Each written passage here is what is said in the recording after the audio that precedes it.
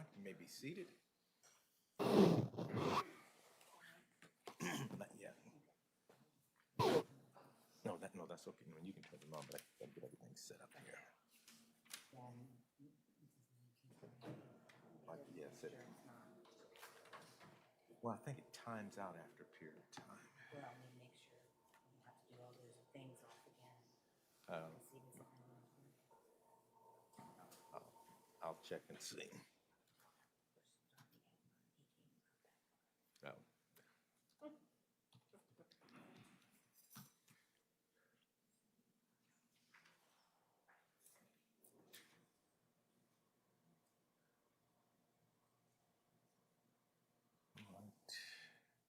Go ahead and type something. Okay, we're good.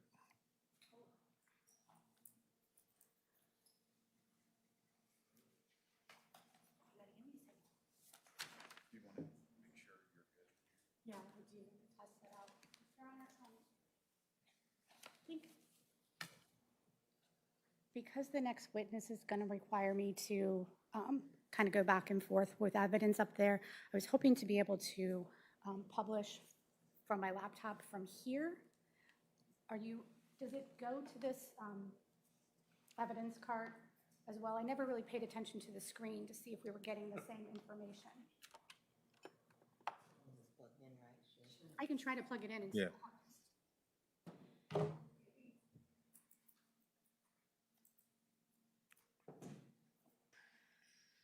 Okay, did what it's done before. Or not. Okay, hold on. Let me see. I think he has to push a button up here. Okay.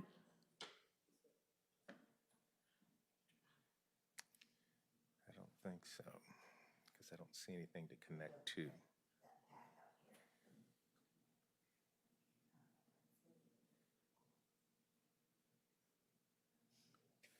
Oh, wait a You minute. usually just do it from, There we go. oh, you got it? Oh, good. Okay.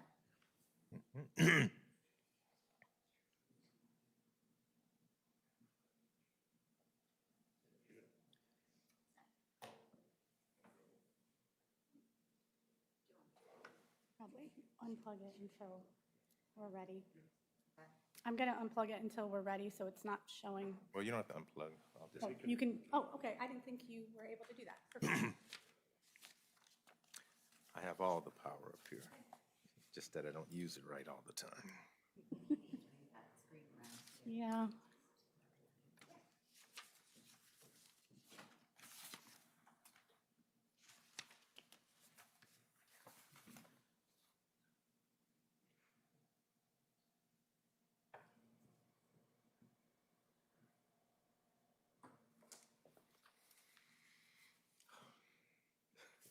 I forgot to look at this. Make your changes on our road type which one. I can pull it up on this.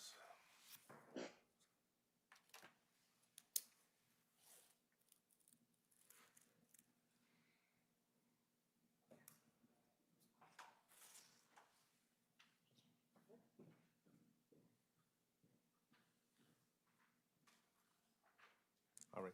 Any matters we need to get on the record before bringing the jurors in on behalf of the state? No, Judge, thank you. On behalf of the defendant? No, Your Honor. All right, Mrs. Harper? Yeah. Oh, we can, here you go, sir. Yeah. I think we'll probably take a break anyway. No, but at some point, I think I have the discretion to defend myself. Usually, if that's an issue, you know, I mean, everything is reasonable. Okay, Yeah, okay. so, At a break, we'll just put on the record and you'll. I don't even think I'm gonna do that. Oh, okay. Yeah, that's what I mean, I've changed my mind. He changed his mind. Okay. There's not, sometimes you will learn. Yeah. When you're on the,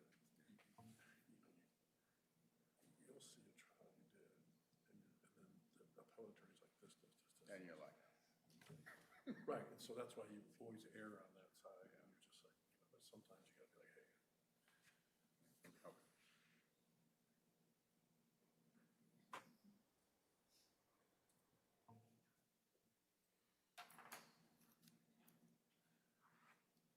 Oh. This is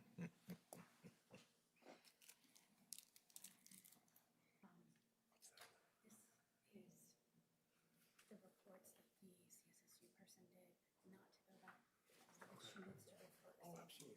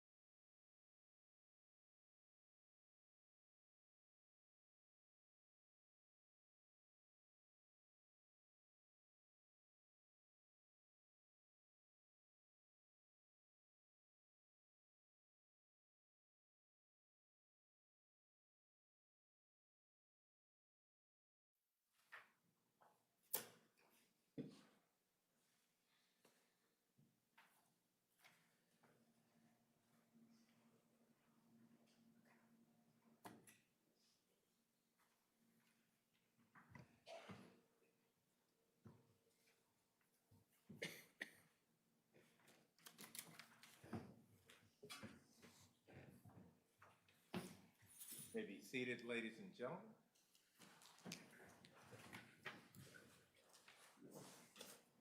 All right, good afternoon. All right. At this time, we will continue with the state's presentation of its evidence. You may call your next witness. Thank you, Your Honor.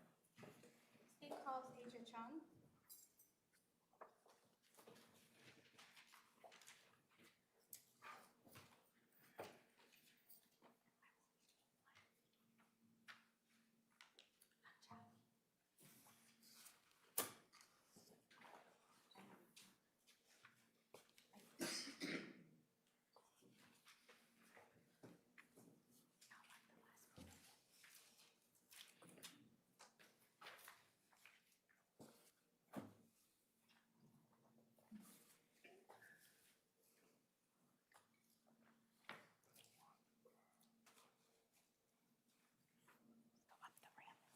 Go up the ramp and stay standing. You want me to cover it up? Okay, good. Good afternoon. Oh, great. Get down. Okay.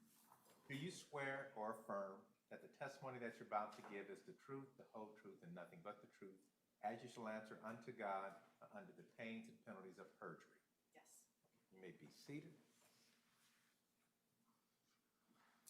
All right. It is a microphone. It is important that you speak into the microphone so the ladies and gentlemen of the jury can hear. Yes, sir.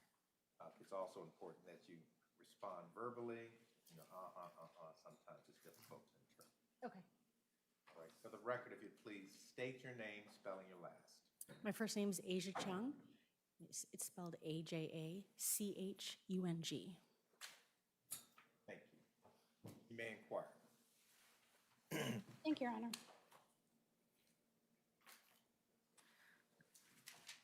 Okay. Can you please tell us what your current employment is? I work for the Ohio State Bureau of Criminal Investigation, And how long have you worked there? just over 4 years. What's your current title? I'm a special agent. And did you have any employment prior to that? Yes, I was a officer up in Michigan for 10 years before moving down to Ohio. Okay. So currently, what are your job duties? I'm assigned to the Special Investigations Unit. Now, back in December of 2020, were you in the Special Investigations Unit? No, I was in the crime scene unit. And can you please explain for the ladies and gentlemen of the jury what the crime scene unit does? I would respond to calls for service sent out by my supervisor, whether that be an officer-involved shooting, a homicide, a sexual assault. When we'd arrive on the scene, I'd just take pictures and process the scene as needed. Okay. And back in December of 2020, how long had you been in the crime scene unit? Roughly 6 months.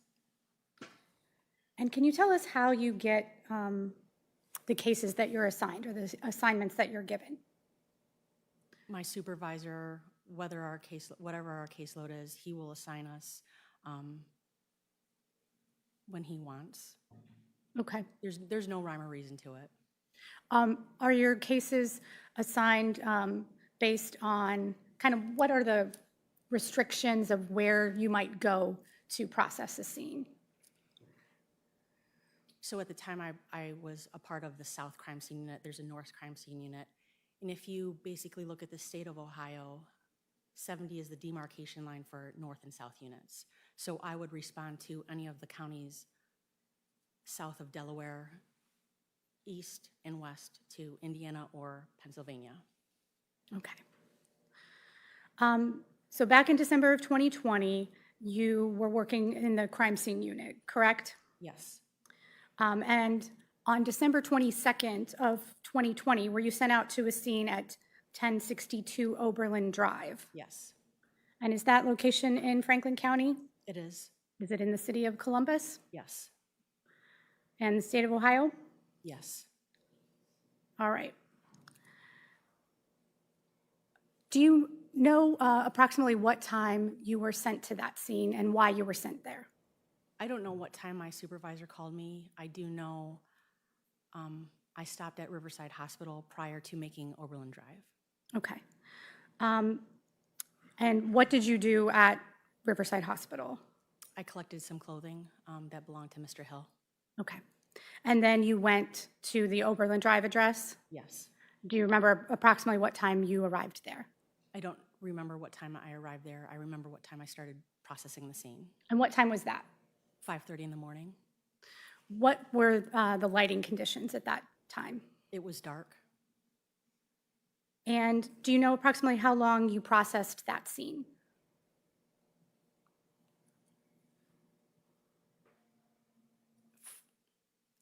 No, Is there anything that would help refresh your memory with that? my report would. Okay.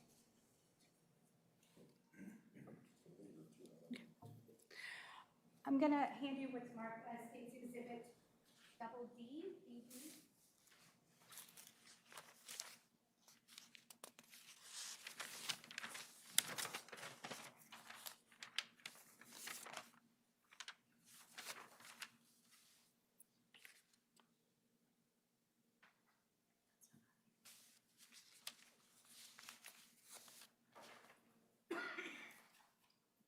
According to my report, I cleared the scene. I stopped examination at 11:45 in the morning.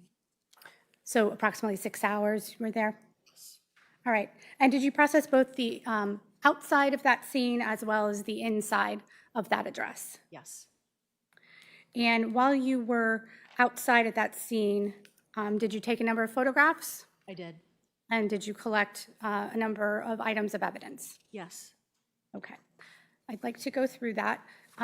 Did you have the opportunity to review those photographs and those items of evidence prior to coming into the courtroom? Yes. And did they appear to be a fair and accurate representation of what you photographed or what you saw on that date? Yes.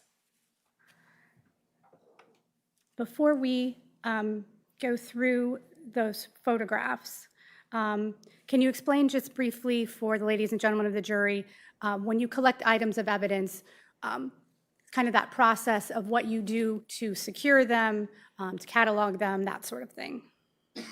So after my my photos are taken, I will place placards by them. I will collect them, take close-up pictures of them, and then secure them in an envelope or a paper bag. I will seal it and I will initial it. Do they get assigned a number as well, or something to track them by? They get assigned a number, and we have a software program that we can, when we number them, we have information that we put on, and then the sticker on top of the envelope or the bag. Okay. And if you can also just explain for the ladies and gentlemen of the jury, when you're taking the photographs, kind of what the thought process is to kind of lead them through, you know, close-up pictures, distance pictures, that sort of thing. My first set of photos is going to be an overall of the scene, which would be from the street, all sides of the house, back sides of the house, depending on what the scene is. Then I will move in closer to where the evidence items would be. Okay, thank you. All right, Your Honor, at this time, if there's no objection, I would ask to be able to publish the photographs. Any objection? None, Your Honor. You may do so. Thank you.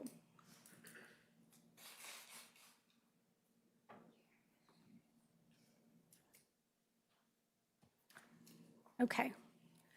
And I believe that there's a laser pointer up there, so if you need that, feel free to use that. And we've got here State's Exhibit A1. I'm just going to run through these photographs, ask you to kind of point out what we're looking at, and I may show you certain items of evidence as we get to the relevant pictures, okay? Okay. All right, State's Exhibit A1, what do we have here? This is a photo I took facing 1062 Oberlin. This, you can see the silver Chevy Tahoe and the cruiser behind it. And can you point out 1062 Oberlin? 1062. Okay, thank you. A2. This is going to be on the south side of the street, just a different angle. You can still see 1062, and the house behind it is that's 1062. Okay. A3. It's just another angle, still on the same side of the street. You can only see the lights of 1062. Okay. And what about the two vehicles that are in the forefront of the picture? The silver Chevy Tahoe and the police cruiser. Okay. A4. This is directing my flash towards the CPD cruiser and the Chevy Tahoe. And the residence in question, 1062, is not in that photograph, correct? Correct. Would it be to the right of the house that we see there? It would be to the right, yes. A5? This is on the south side of the street where you can see 1062 and the car parked in the garage, and then the house to the left. All right. And what's the yellow that we see there? The yellow is the tape that the police officers put up.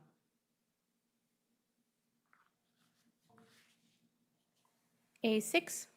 This is east of the house, which 1062 is right there, and you can see the cruiser and the silver Chevy Tahoe there.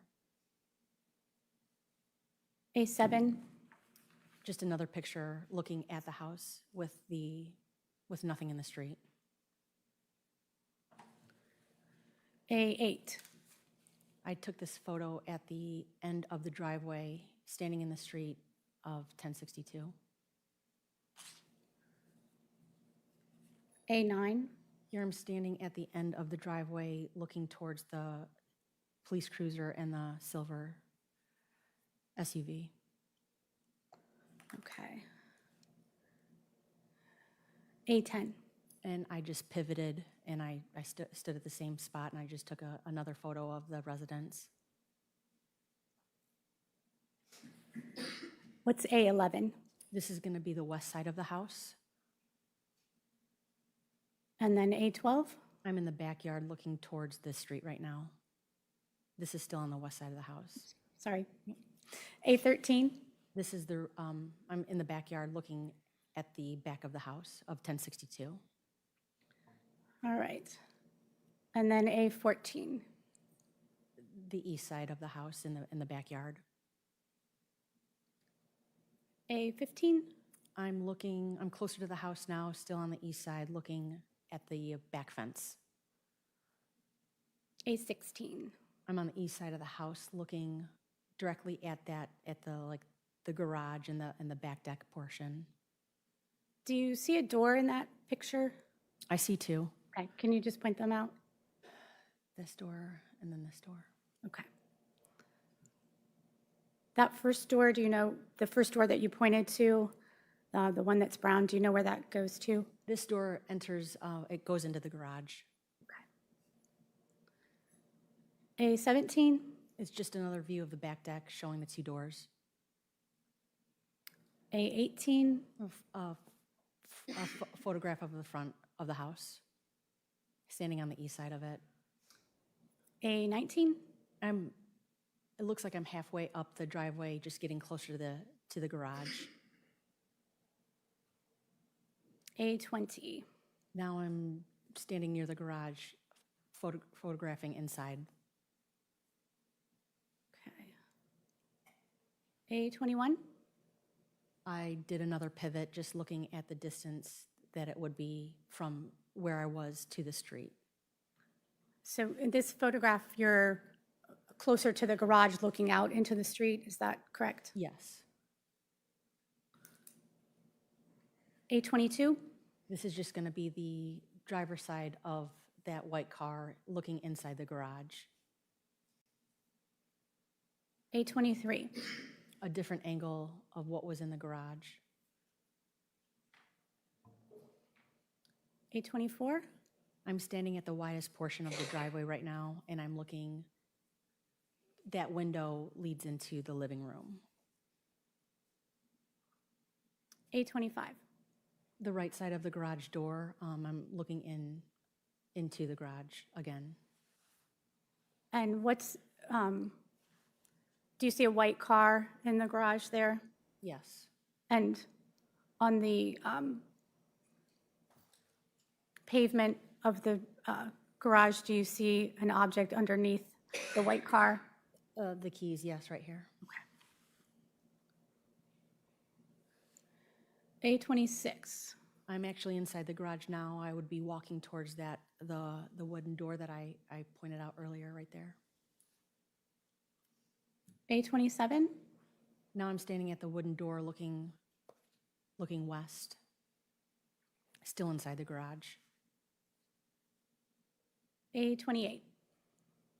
At the wooden door again, looking out towards the driveway. A29? Still inside the garage, just having a different angle of that wooden door and the driver's side of the white car. A30? And just some storage items inside the garage. A31? Further inside the garage, just looking in the corner with obviously the white car in front of me. A32?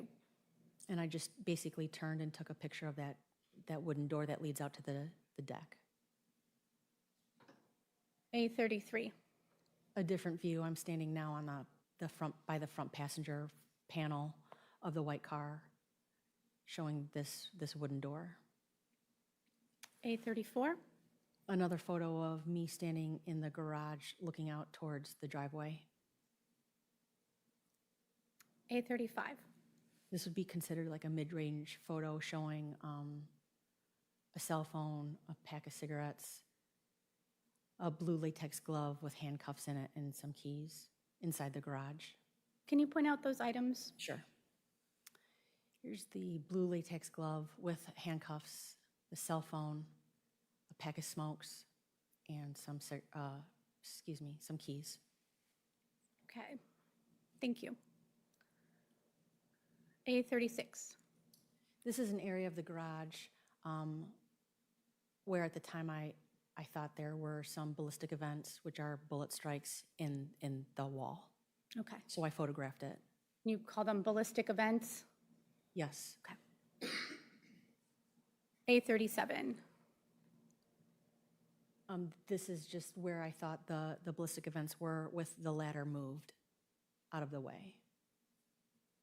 Okay. A38. This is where I used like an L scale sticker and identified them as BE 1.0 through BE 4.0.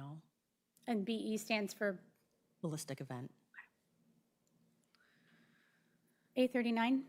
A close-up of the stickers and the holes. A40. A close-up of BE 1.0. A41. Another close-up of BE 1.0. A42. Close-up of BE 2.0 and BE 3.0. And A43. A close-up of just BE 2.0. A44. Another close-up of it.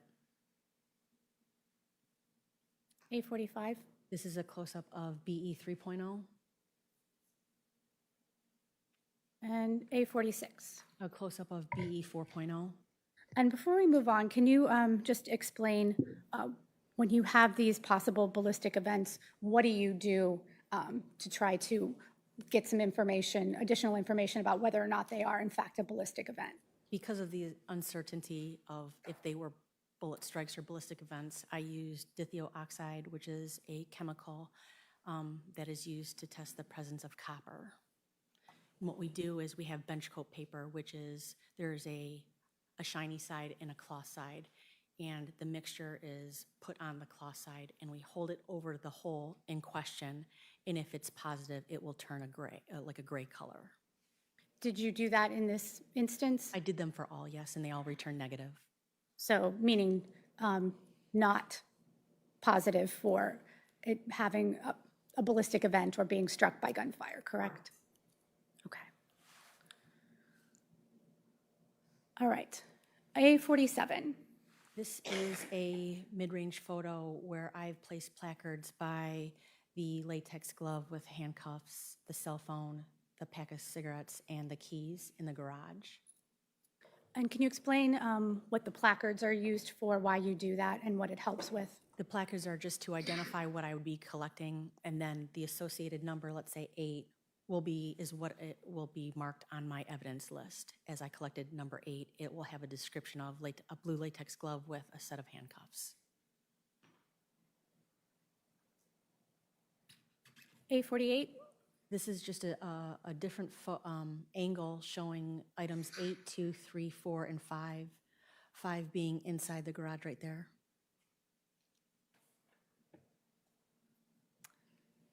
And A49. This is a close-up of a cell phone as I collected it. That was on the driveway. Okay.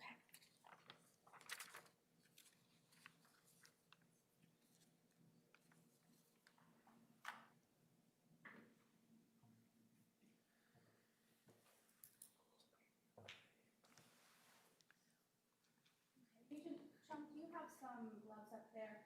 Yes. All right. 1 second. This is S. I'm going to hand you what's marked as State's Exhibit S, as in Sam. So take a moment, look at those. There is a pair of scissors up there. Opening those, if that's helpful to you.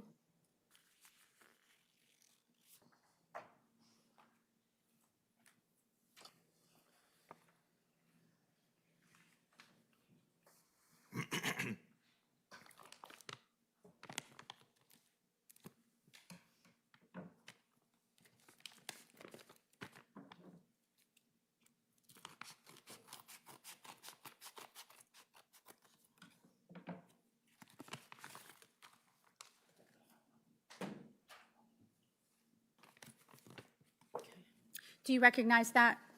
Yes, What is that? it's item 2 that's still up there in the photo. So the item that's in the photograph is the same item in front of you? Yes, And again, where was that collected from? the driveway, just outside the garage. What's A50 here? It's the front side of the cell phone. Still item 2.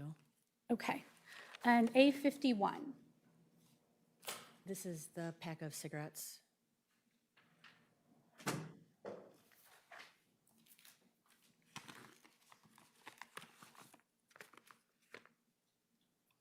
I'm going to hand you what's marked as State's Exhibit M.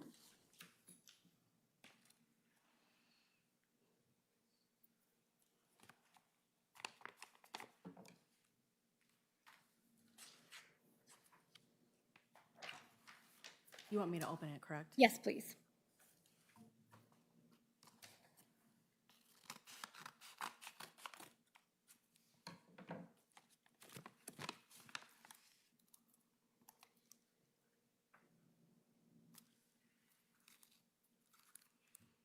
Do you recognize that? Yes. What's M? It's a pack of Maverick cigarettes with 4 cigarettes inside. And those were collected as item number 3 there? Yes. Okay. Next, we've got State's Exhibit A52. Do you recognize that in the photograph? Yes, those are the set of keys.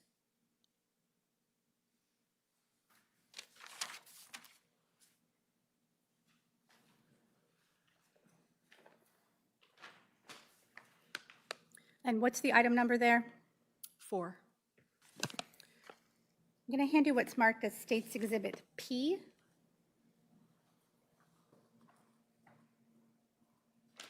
you recognize that? Yes.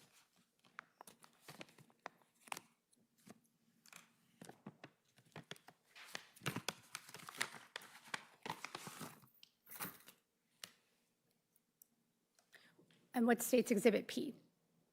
The set of keys. Okay.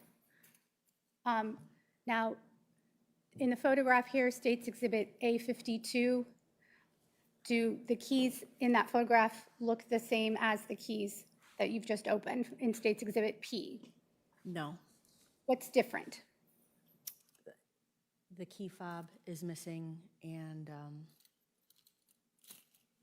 this red, I don't know what that is, but that's not on there. Your Honor, we would stipulate, we were told by Agent Ward that those 2 items were given to the owner in advance, and we were made aware of that. I'll just have her explain it a little bit if you're okay. Okay. Okay, But I do appreciate that. all right, but no objection. So Agent Chung, you've noted the differences. Can you explain why there's a difference between what's there in the package and what's in the photograph? So these keys, we, after speaking to some people on the scene, belong to the silver SUV. So in order to impound it, you need the key fob and the ignition key. So we removed those so the car could be impounded to the impound lot. And do you know if ultimately the vehicle was returned to its owner? I believe he picked it up. Do you know his name? Bruce Robinson.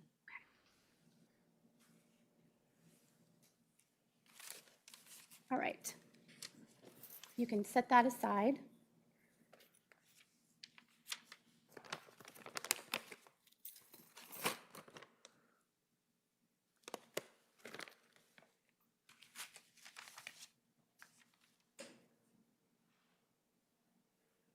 Prior to the owner picking up the vehicle, you said you had to leave the keys with impound, correct? Yes. Was there anything done to confirm who the owner was or confirm that the vehicle was not reported stolen or anything of that nature? I believe the plates were ran, as well as we had information that the vehicle belonged to Bruce Robinson, who is was Andre's boss.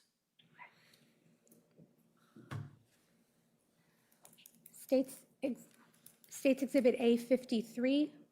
Do you recognize this? This is a photo with placard number 5, and you can't see it in there, but right here, right here is a projectile, and that's what number 5 was. Okay.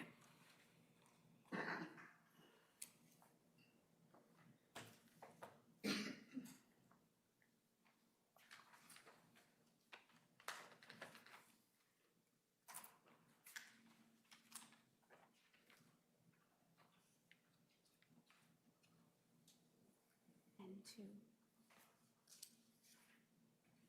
Can I hand you what's marked as State's Exhibit N2?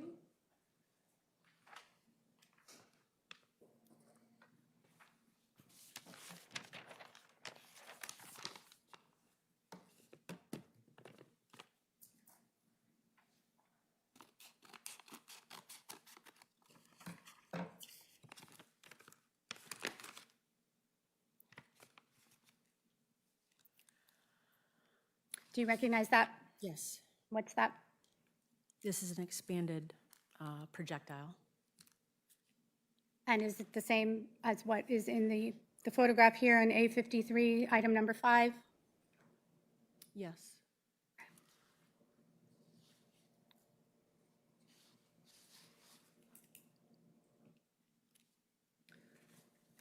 And this photograph, A54, what's this? It's a close-up of this projectile.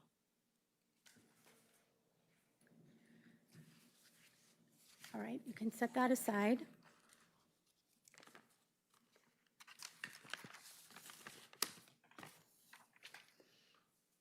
Next, we have State's Exhibit A55. You just, go ahead. Apologize. I'm standing by the lamp post in the lawn, looking towards the garage, and you can see some flags right here. Those are marking casings, and you can also see the other items of evidence back here. The ones in the back are those things that we've just looked at. Yes. Okay. A56.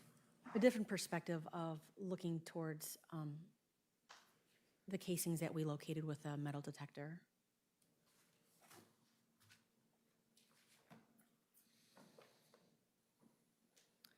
And then A57. A close-up showing items 6 and 7 with the yellow flag. And then A58. A close-up of a casing.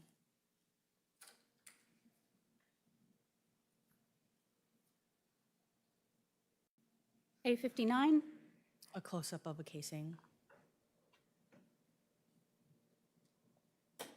A60. This is going to be a mid-range photo of item 9, which is a casing as well. And A61. A close-up of the casing.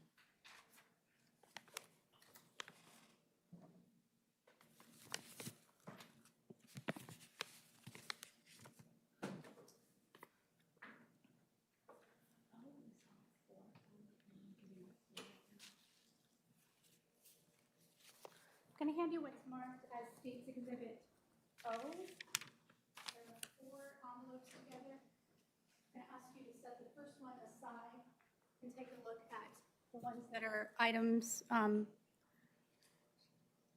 6. Do you have 6, 7, and 9? Yes. Okay. Can you take a look at those, open them up, and let us know if you recognize them and what they are?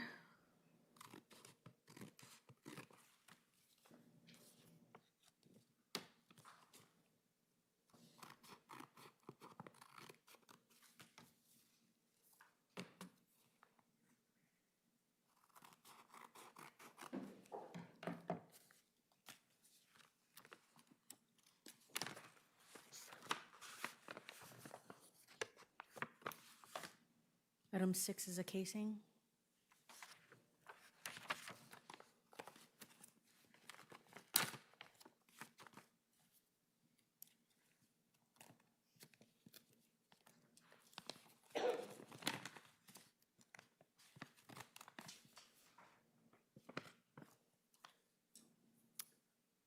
Item 7 is a casing.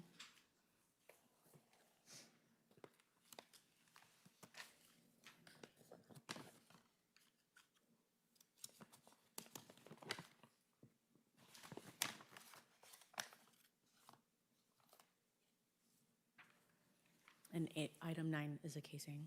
Okay. Thank you.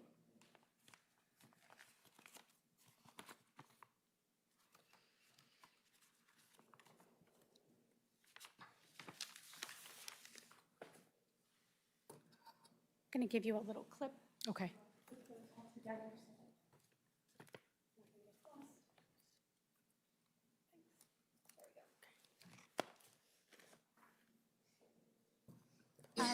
A62, what do we have here? This is a close-up of the blue latex glove that had the handcuffs in it.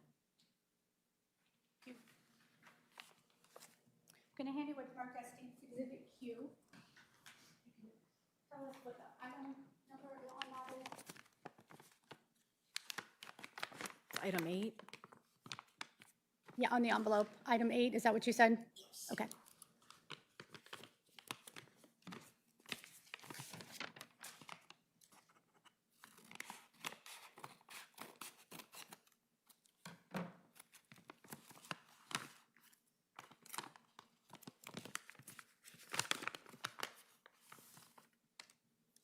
It's the pair of handcuffs and a blue latex glove. Thank you.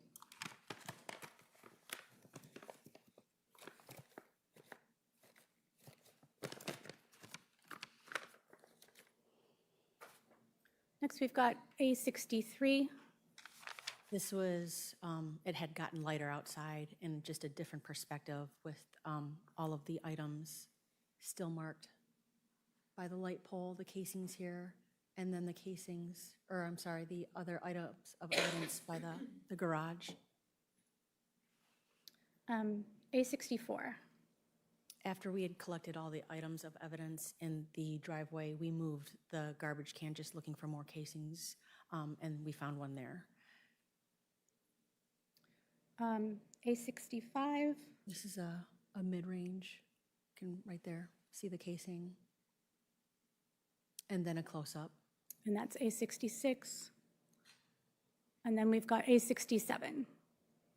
Just a mid-range photo with placard 12 identifying the casing.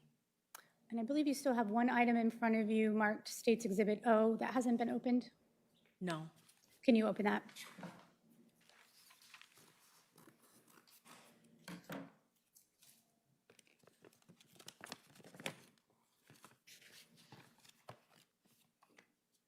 It's a casing. Okay, thank you.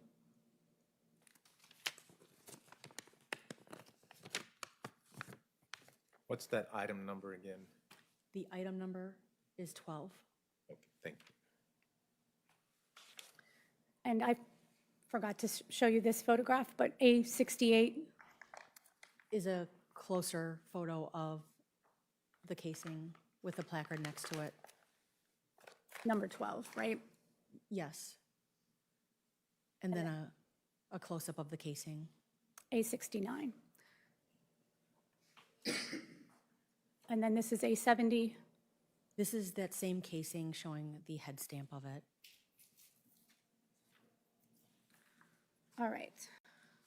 So here, A71, what's this? This is an altered close-up, so I have a neutral background. It's on a piece of paper, and it's item number 2. It's the cell phone that was from the driveway. So when you say altered, or I guess some people might say posed photograph, Yes. that's where, can you just explain what that is? Sure. So my photographs start with overalls, mid-range, and close-ups as they are, then with a placard as they are, and then before I collect them and put them into either an envelope or a plastic or a bag, I will take this type of photo with a neutral background showing both sides and what it is. A72, It's the back of the same cell phone. A73, The, f- uh,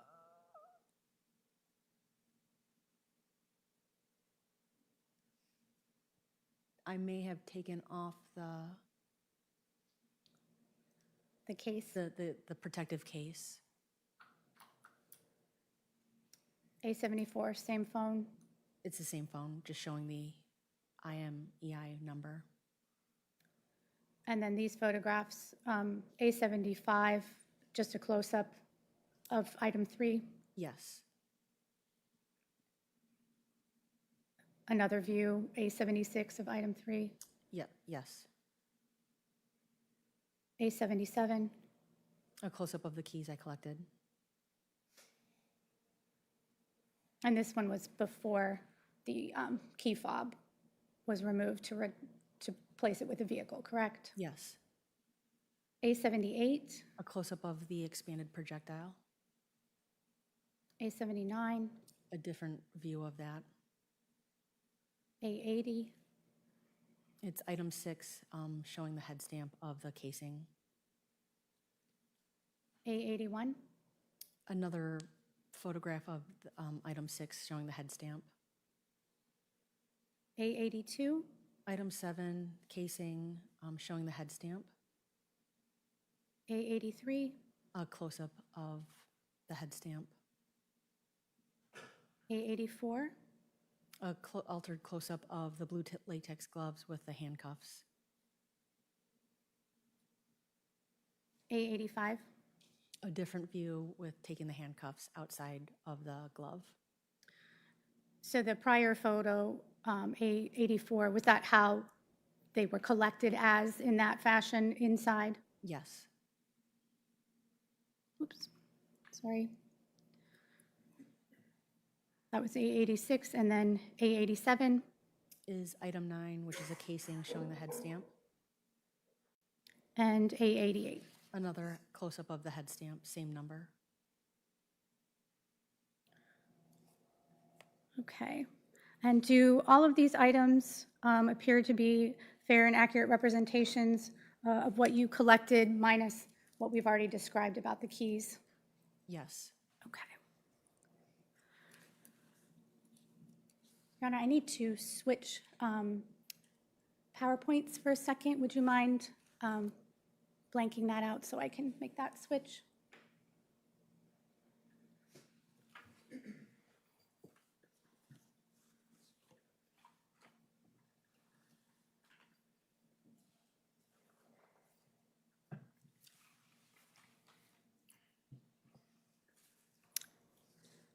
I'm ready now, Your Honor. If you could turn it back on, please. Okay.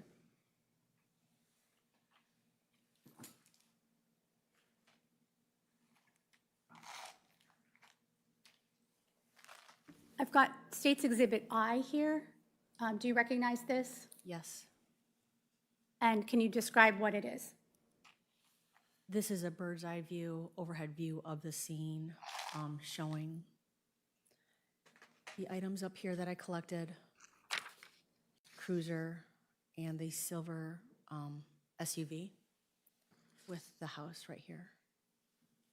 And is there a key over to the left that kind of describes what the different circled items are? Yes, the key is just color-coded, and then it also has the item numbers in which were collected, the items were collected. All right. And what else is noted towards the bottom of that diagram? In the street? This, No, all the way to the left? Yeah. the CPD cruiser and the silver SUV. And how is this created, just generally speaking? How is this made? A 3D scanner, it takes, it collects measurements of where everything is at that time. And then once we get it back to our software, we can stitch it together. So it allows you to make a diagram such as this, but it also allows you to have a 3D experience, and basically as if you were there, you could rotate and view it from the different points that he collected. Okay.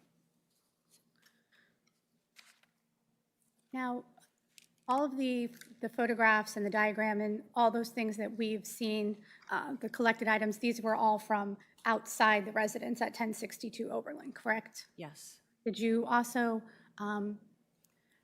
take photographs or collect evidence from inside that residence as well? Yes. Okay. Your Honor, I'm going to ask to publish some of those pictures. Okay. Any objection? None, Your Honor.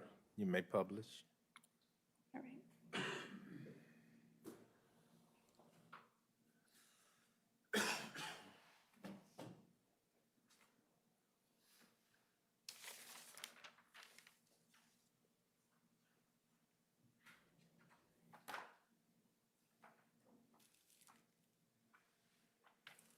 Okay, starting with B1. Agent Chung, can you tell us what we have here? I'm standing in front of the front door of 1062. And then B2, I'm on the inside looking into the living room. B3, I'm in the living room looking back towards the front door. B4, I would be standing near the stairs looking at a different perspective of the living room. B5, This is the front couch in which I collected 2 items. B6, A different perspective showing items 10 and 11.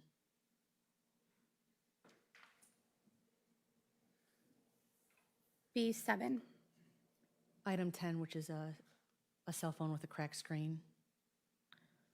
and then B8, This is going to be the back of that same cell phone. B9, This is item 11 with the cell phone that I collected. B10, It's a close-up of the cracked screen of item 11, and B11, the back of that same cell phone. B12, This is standing by the stairs looking into the kitchen. B13, This is me standing inside of the kitchen looking towards the stairs going upstairs and downstairs. B14, A different perspective of the kitchen. That's this door right here leads out to the back deck.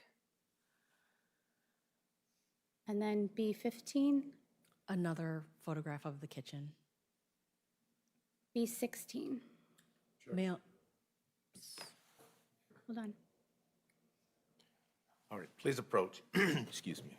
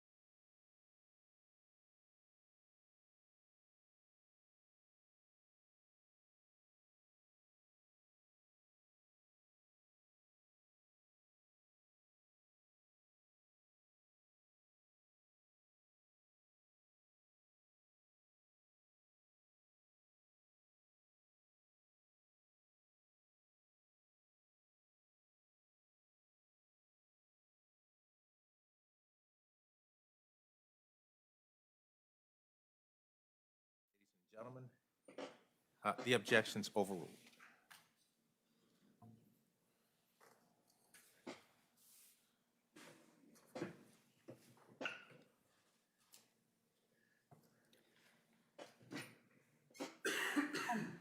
So Agent Chung, I'm not sure how far we got before there was an objection.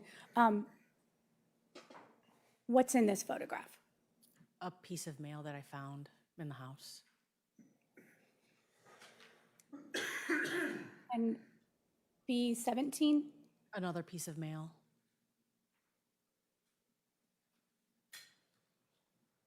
And what's the address on there? 1062 Oberlin Drive, Columbus, Ohio, 43221. And the name? Destiny Liddell. And then A18. This would be me standing in the kitchen or just beyond the kitchen, looking out towards the front door.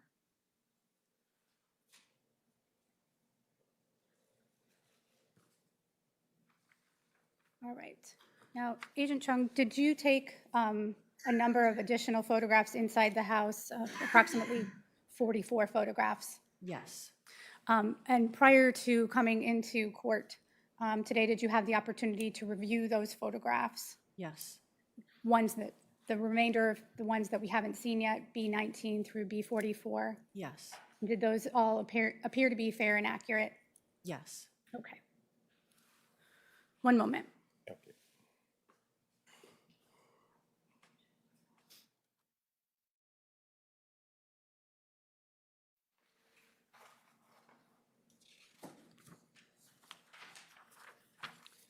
All right.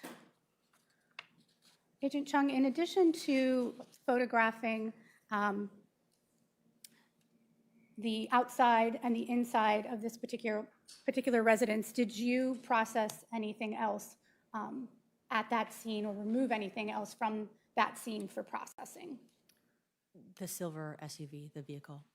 Okay. Your Honor, I'd like to show some photographs of that vehicle as well. Any objections? Okay, you may. Did you also, as part of that, process a second vehicle, a police cruiser? Yes.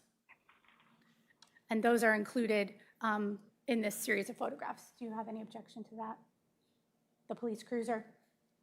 Okay. Okay, you may publish. No objection. Your Honor, I'm going to switch PowerPoints again, so if you wouldn't mind blacking that out. Thank you.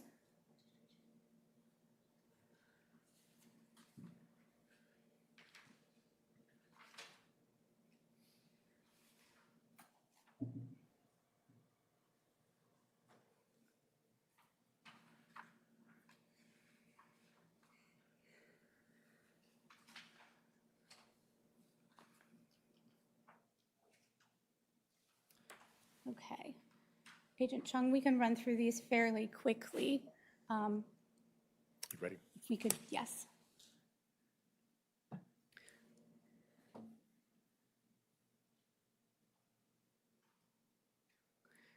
State's Exhibit C1. Yeah. Columbus Police Cruiser 9031. And C2. A different angle of it on the driver's side. Can you see a number up at the front, kind of the front side panel there too? 9031 right here? Yeah. Yes. C3. A photo of the same vehicle, 9031. C4. The front end photo of 9031. C5. A straight on photo of the same cruiser. C6. The front passenger side of cruiser 9031. C7. A straight on photo of the same cruiser. C8. This is the front passenger door that is opened. I'm now starting to process the inside. C9. A photograph looking in the front passenger seat. And do you know whose cruiser this is? I was told it was Officer Coy's. C10, A photo still at the front door, front passenger door, looking across to the front driver's side. C11, This is going to be the front driver's side. C12, Standing at the front driver's side door, looking into the car. C13, A different perspective. C14, A picture of the floorboard for the front driver's side. C15, This is the rear driver's side of the vehicle, of the police cruiser. C16, The door of the rear driver's side door of Cruiser 9031.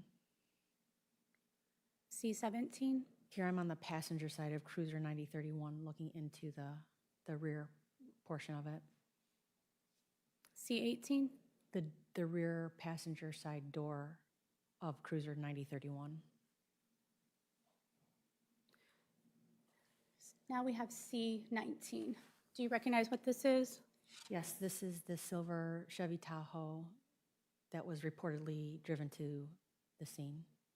And can you read the license plate that is there? HQA 9019. C20, This is just a photo of showing the rear portion and the driver's side portion of the silver SUV. C21, A straight-on photo of the driver's side of the vehicle. C22, A front corner driver's side photo of the same vehicle.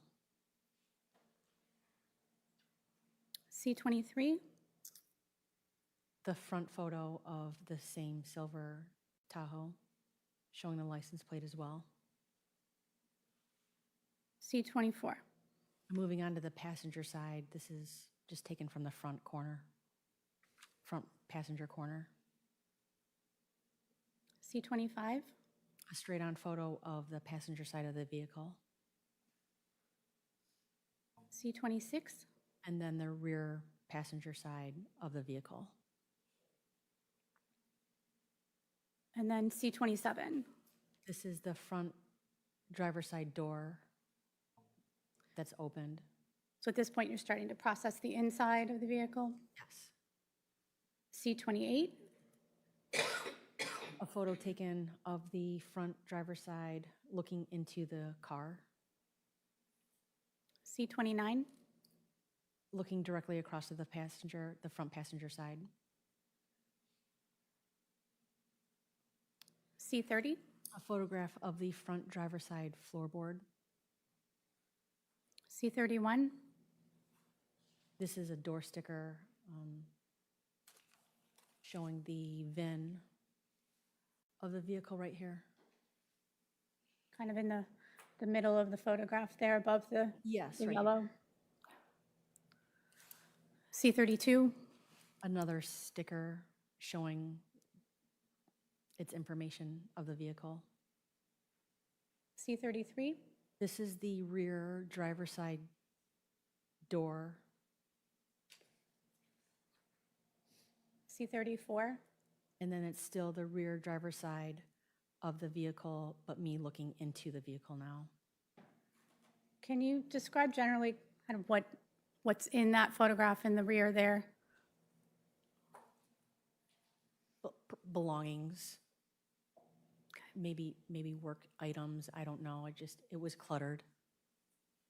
C35, A different photo showing some paperwork and like some of the items that I just described. C36, A photograph of the rear driver's side seat.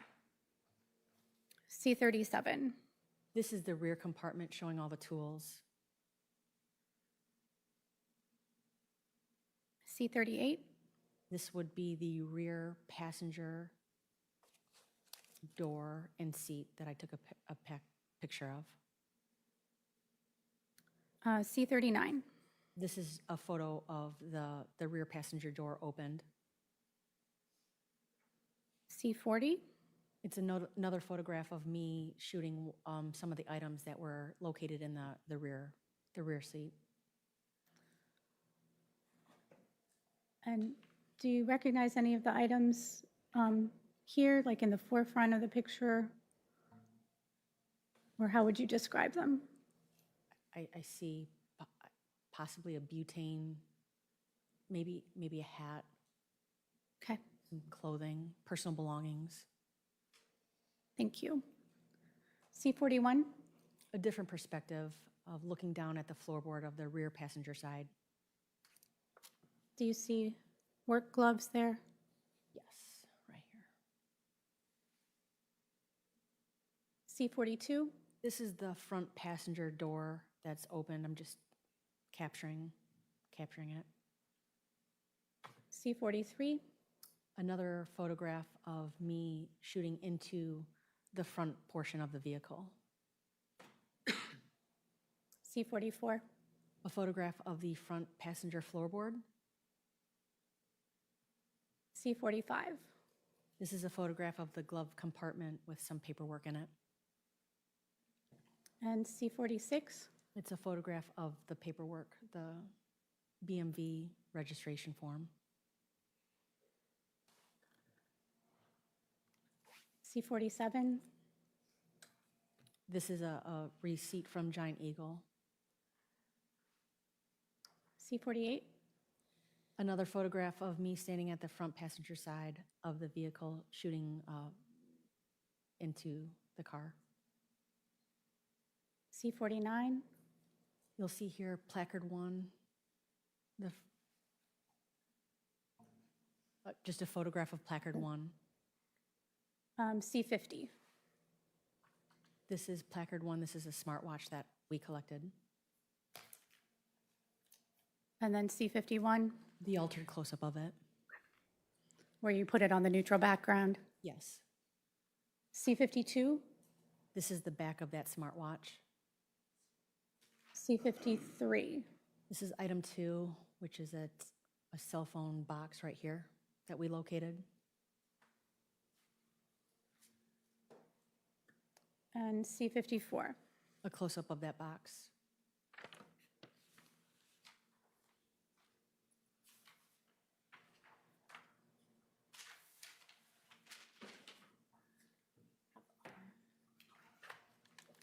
I'm going to hand you what's marked as State's Exhibit R. You wanna read that?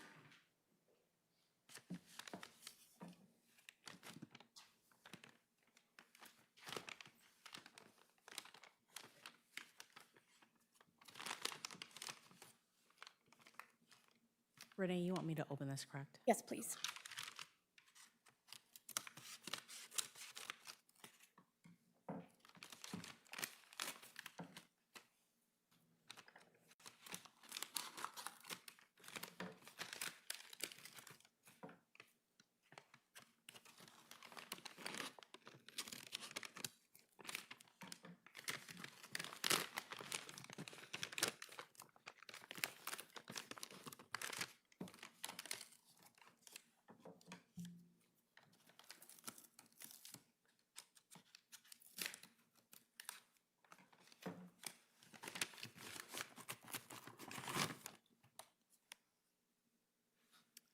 It's the cell phone box. Okay.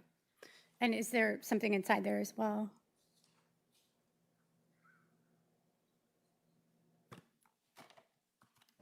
A cell phone? Okay. Thank you.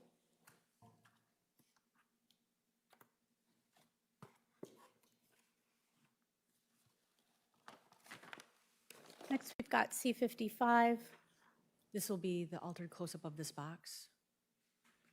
C56, The sticker information for the cell phone inside, C57, and then the cell phone inside. and C58. The back of that cell phone. C59, This is the center console. The front, the front center console. of the SUV that we were looking at earlier. And then C60, This is placard 3. We collected the prescription bottles here. C61, And this is an altered close-up with the bottle's contents. can you read the name that's at the top of those? It says Bruce Robinson, right here. All right.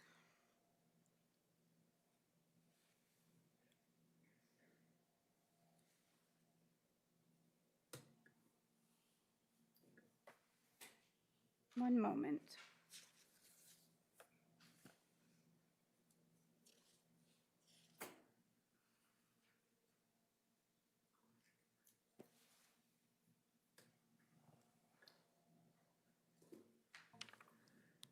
Just to follow up, the vehicle that we were just looking at, that silver-colored SUV,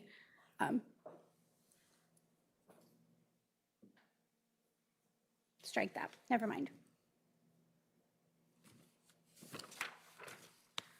So once the vehicle was processed, then it was able to be released to the owner once they picked it up, correct?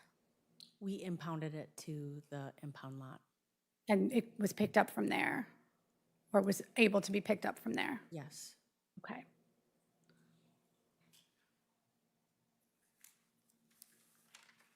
And again, do all of these items and these photographs appear to be a fair and accurate representation of what you saw or what you collected back in December of 2020? Yes.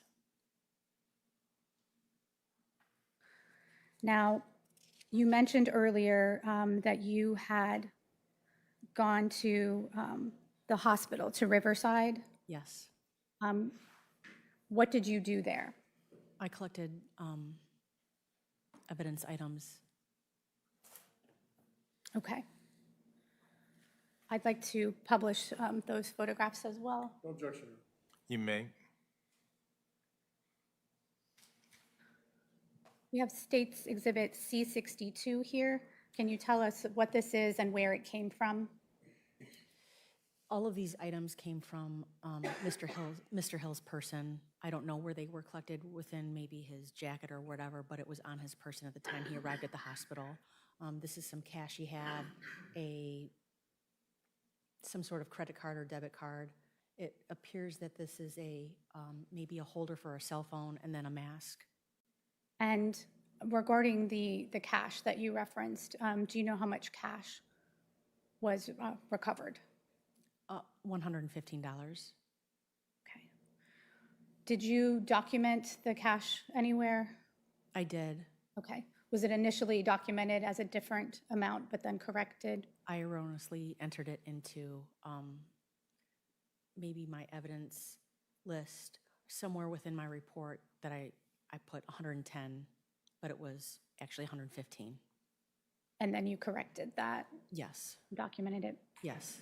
Okay. C63, Those are those same items with evidence placard 1 next to it. and regarding the cash, the $1 bills Yes. to the right, do you see where, yes, there, where it looks like there's something red there? Yes. Did you make any determinations about what that was? As if I tested it or something. Yeah, or just from observation, anything? It appeared to be blood. C64, These are shoes and socks.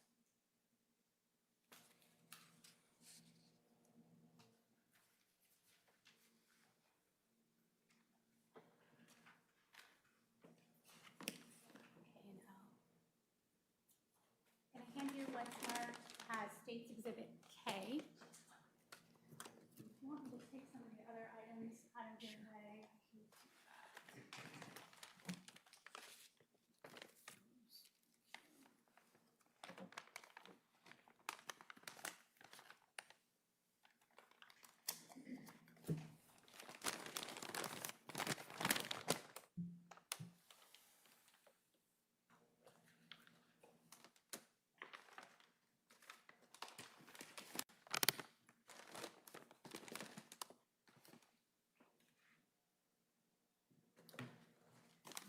This is the clothes. Mhm. Do you want me to open the shoes? Yes, if you could, please. Yeah, hold on one second. One moment.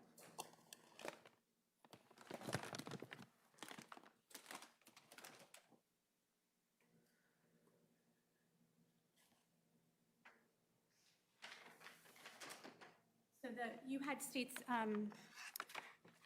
Exhibit K in front of you, correct? Yes. I'm not going to ask you to open that, but can you just identify, I believe you said it was closed, but can you list out what's on there, or in there? This is, what I have is the description. It's clothing worn by Andre Hill. It's a quantity of 4, black pants, black belt, multicolored underwear, a mask, a black t-shirt, a gray sweater with a fuzzy collar. Okay. And then I'm going to show you, we'll skip ahead to States Exhibit C66. Yes.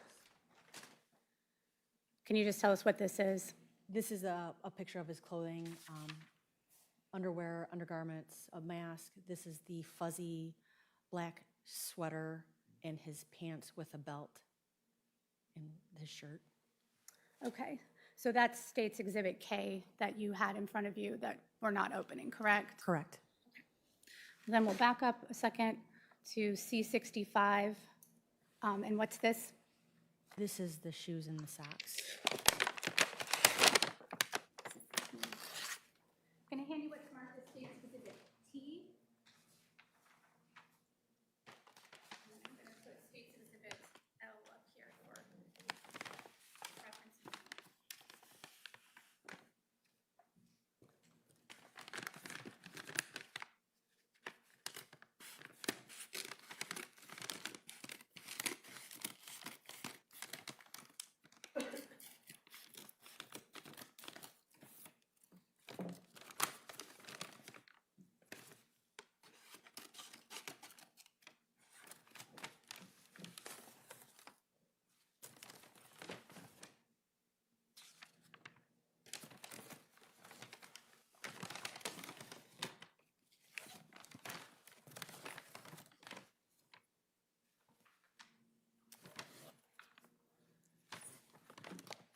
It's going to be a pair of shoes and socks. Okay. Thank you. And those are item number 2, correct? Yes. Okay.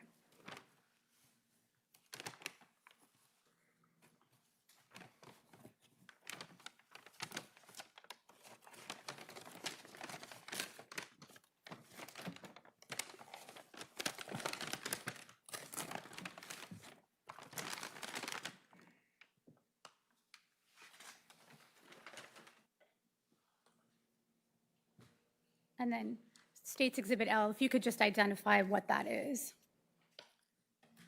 This is item evidence number 1. My description notes are $110 in cash, a debit card, and a phone holder. Okay. We don't need to open those. Okay. Okay. Hold on, Ms. Amlin. We're going to go ahead and take a break at this point in time. Ladies and gentlemen, if I could get you back in the jury room at 3:15. 3:15. Remember the admonitions that I've given you with respect to discussing this case among yourselves or with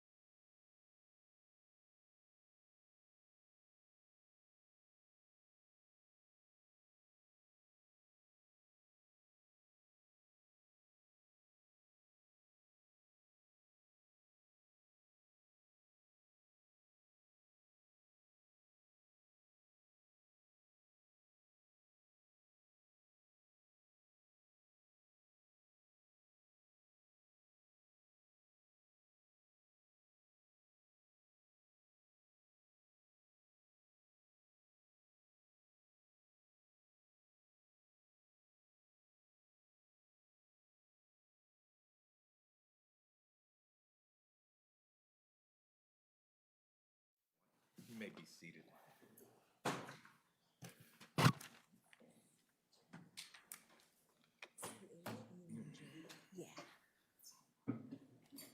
Are they all back?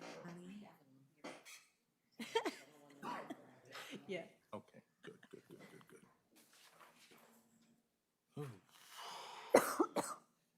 All right, anything we need to get on the record? We'll bring the jurors in. Okay, Your Honor, except for Renee. yeah, okay, Water went down the wrong pipe. okay. 1 second. Well, let me know when you're ready. Take your time. You're so helpful.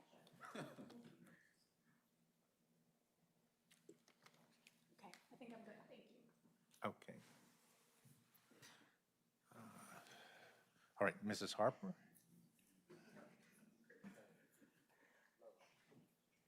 Follow.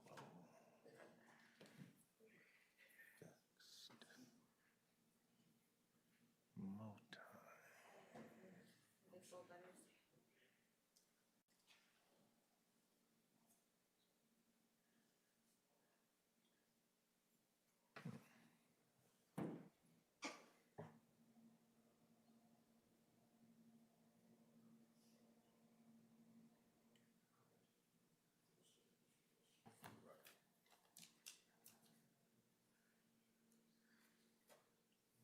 So how do you spell your last name?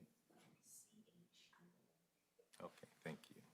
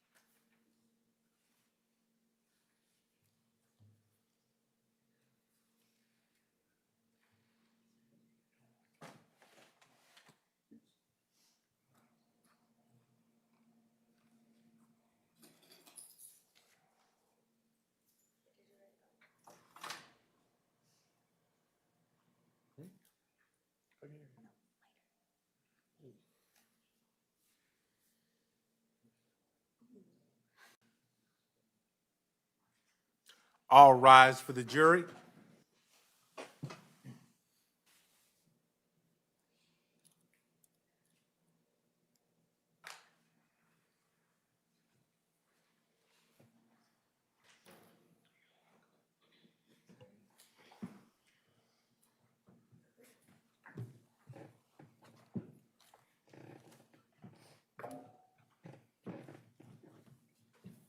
May be seated, ladies and gentlemen. All right, we will continue with the state's presentation of its evidence. You may inquire. Thank you, Your Honor. Agent Chung, I think this is where we left off. We were looking at State's Exhibit C65, which you had just identified as item number 2. And then I think we'd already looked at C66 as clothing items, correct? Is that your recollection? Yes.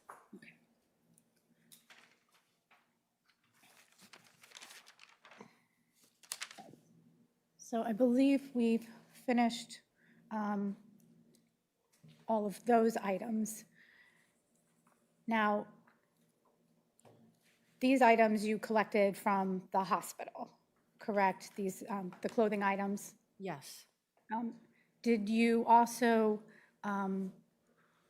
collect additional items from the coroner's office?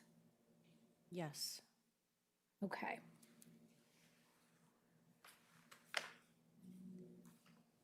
I'm going to hand you what's marked as State's Exhibit N, and then N2.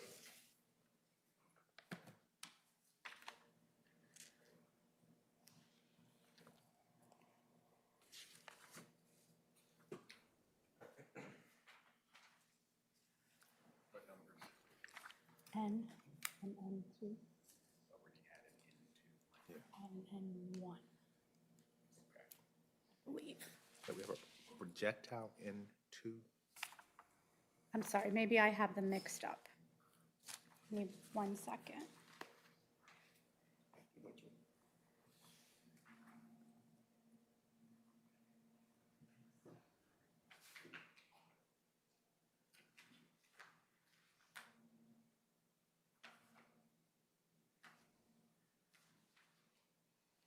I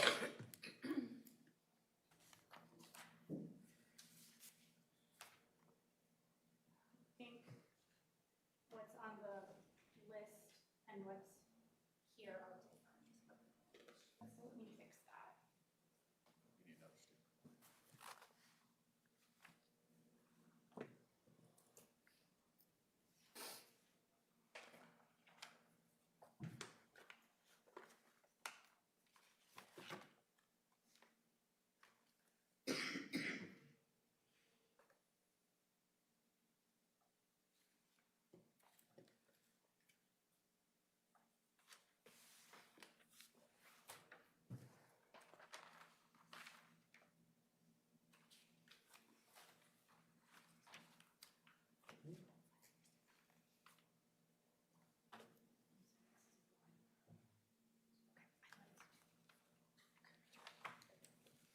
Sorry.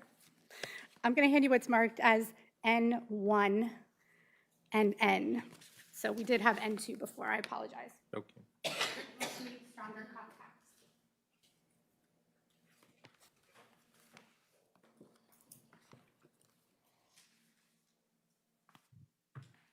Do you recognize those?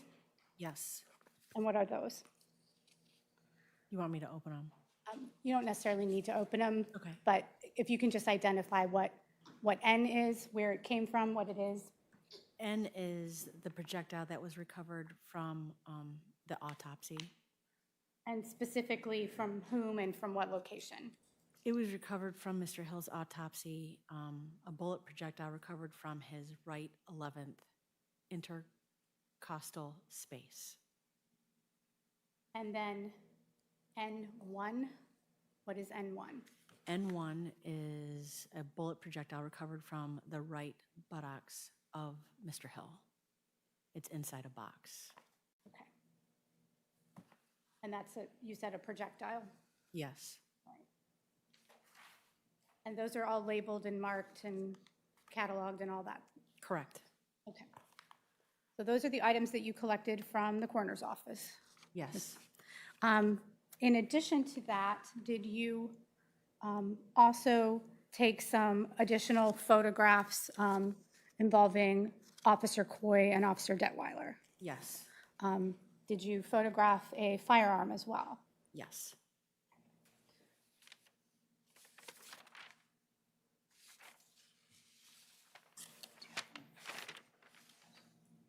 You okay with the photos? Oh, excuse me.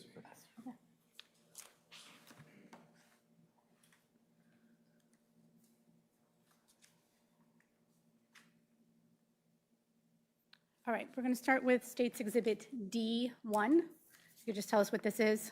This is Officer Coy as he was when I documented him. He's wearing like a mask type. It was cold out. Was it also COVID during that time period? Yes. Okay. And these photographs were taken when? That same night. D2? Just the left side of Officer Coy, D3? the back side of him, D4? and then the right side of him. D5? Officer Coy with after he took off his mask. And then D6? This is going to be his pistol I collected. D7? That is a close-up of the serial number. Can you read that off? NDR6860. And then D8? The back half of the gun showing a Smith & Wesson. D9, This is the front end of the slide showing MMP 9. D10, And the rear of the slide with the handle showing NM 2.0. D11, This is his pistol with the cartridge taken out of the chamber and the cartridges that were seated in the magazine, loaded in the magazine. and do you know how many there were?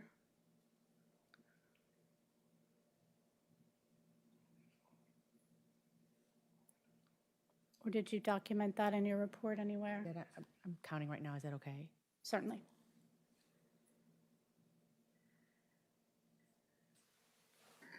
$13 in the magazine, 1 in the chamber, Okay, so 14 total.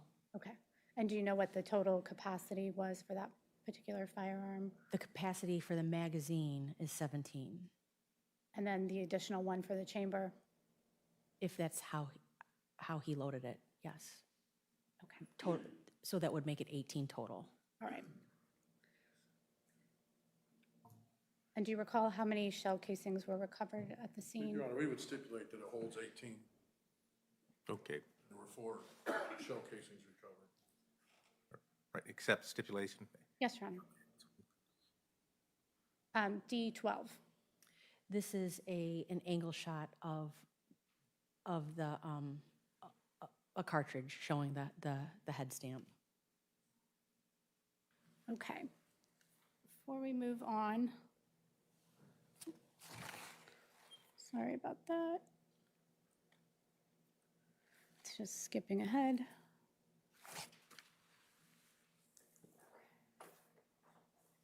I'm going to hand you what's marked as State's Exhibit J.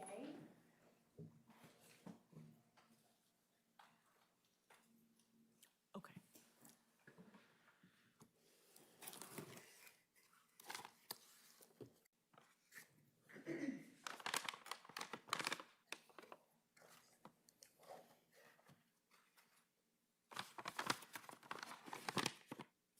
This gun box contains the pistol, and then the magazine, and then the cartridges. And then something that the firearms lab did, Okay. Test fires, perhaps? perhaps. Okay.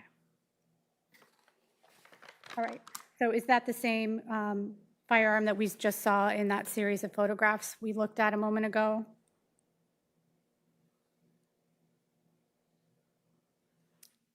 Can I get my glasses? You may, yes. It seems to be a common problem.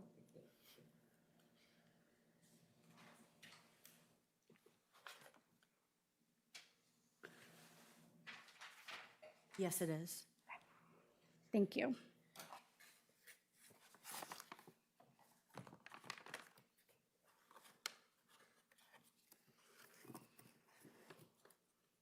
All right. We're going to switch back now. State's Exhibit D13. What is this photograph?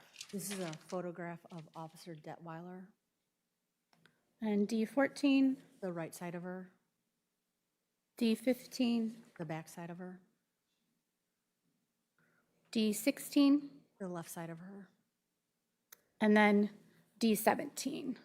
This is a magazine that was, I just documented showing that she did not discharge her pistol. Okay. So nothing was missing from that magazine? No rounds were missing? Correct. Thank you.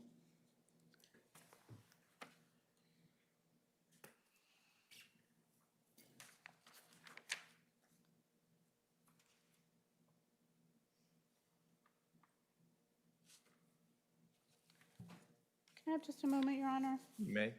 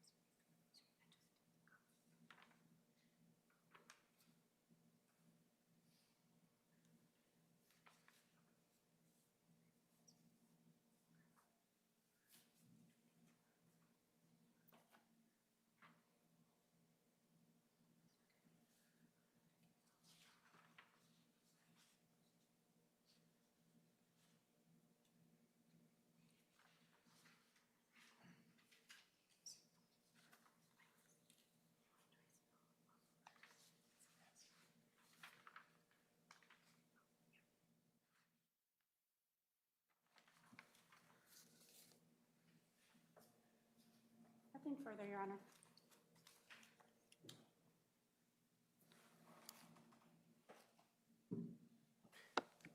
Thank you, Ms. Hamlin.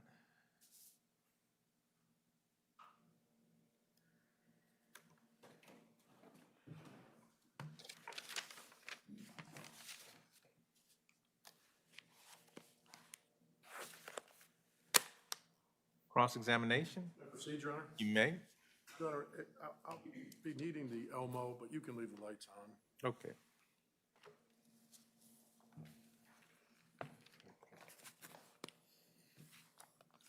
Good afternoon. Afternoon. Agent Chung, my name is Mark Collins, and along with Caitlin Stevens, we represent Adam Coy in this action. We met a couple weeks ago, correct? Yes, We were dressed a little differently that day. a little. I just have a couple questions and topics for you. In general, Agent Chung, the situation for CSSU, or Crime Scene Search Unit, is you hope that the scene's preserved as well as possible, correct? Correct.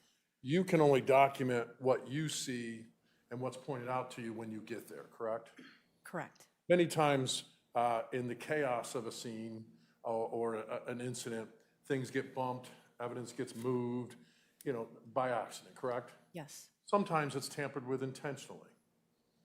sometimes. Sometimes. So you can't say when you take a picture that that item was specifically right there when the incident happened, so to speak. Yes, correct. You're trying your best to say, hey, this is how I found it, and you're not sure what might be relevant and what won't be relevant, right? Correct.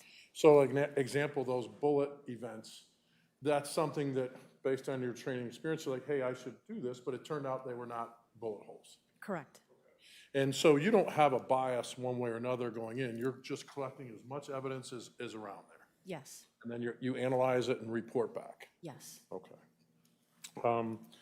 And I want to apologize, and I don't mean to make it confusing, but I have the same pictures, but it'll be a different number. I'm not admitting those, but it's some of the same ones they're exactly the same ones, Ms. Hamlin, Okay. if you, okay?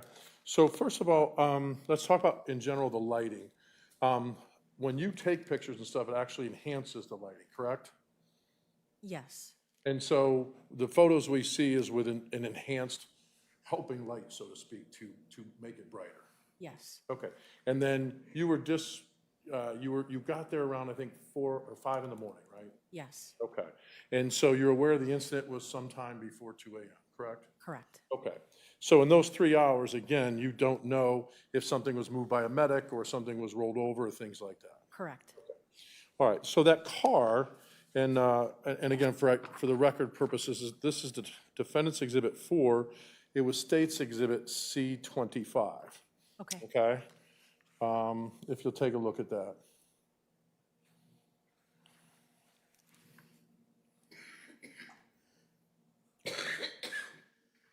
So that, clearly, it was taken a little bit later later that morning. Yes, And those windows are tinted, correct? yes. Okay, and a fairly dark tint, right? I would say so. Okay, and then that car was actually parked at the end or close to the end of 1070, correct? Yes, Okay. Now, did you do any measurements from 1054 Oberlin? no, I did not. Okay. Your focus was on 1064 and 1070. 1062. 1062 and 1070, okay. Yes, Okay. But you had a general look from the area and, you know, the spacings of the houses? yes, Okay, all right. Now, that wooden door that you talked about in the side of the garage, yes, Right. yeah. in that picture, there was some wood at the bottom. Was that wood actually, did you examine it? Was it blocking that door from being used? I didn't touch it. Okay. Did it look like it was in the wedges there? Do you have a picture? I will find one shortly, okay? All right. It appeared to be just a piece of plywood that maybe would block maybe the lower half. You don't know if that was put there to make the door non-functional or if someone just placed it up against it? Correct, correct.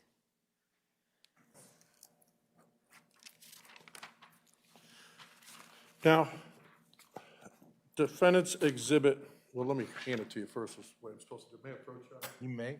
This is Defendant's Exhibit 6, and I think, I apologize, I didn't catch the state's number. Do you recognize that, Agent? Yes. May I approach again? You may. May I publish, Your Honor? You may. I mean, it's already been shown, right?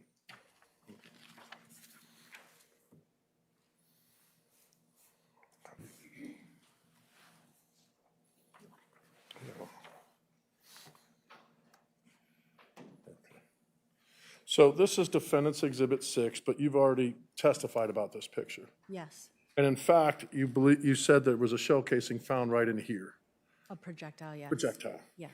And what's to the left of there? What is that? It was an unburned cigarette. Unburned cigarette. Did you collect that as well? No, I did not. Okay. Was it, but you collected the cigarette pack. Correct.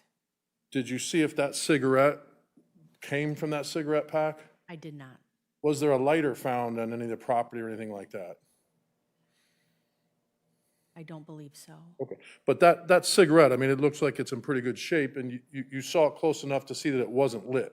Correct. Okay, all right. But you didn't take a close-up picture of that or anything? No, I did not. Okay. And I'm sorry, here's Defendant's Exhibit 9 with that door. Yes. Does that help with what you saw? Is that kind of similar to what you saw? Yes, it is. Okay, all right.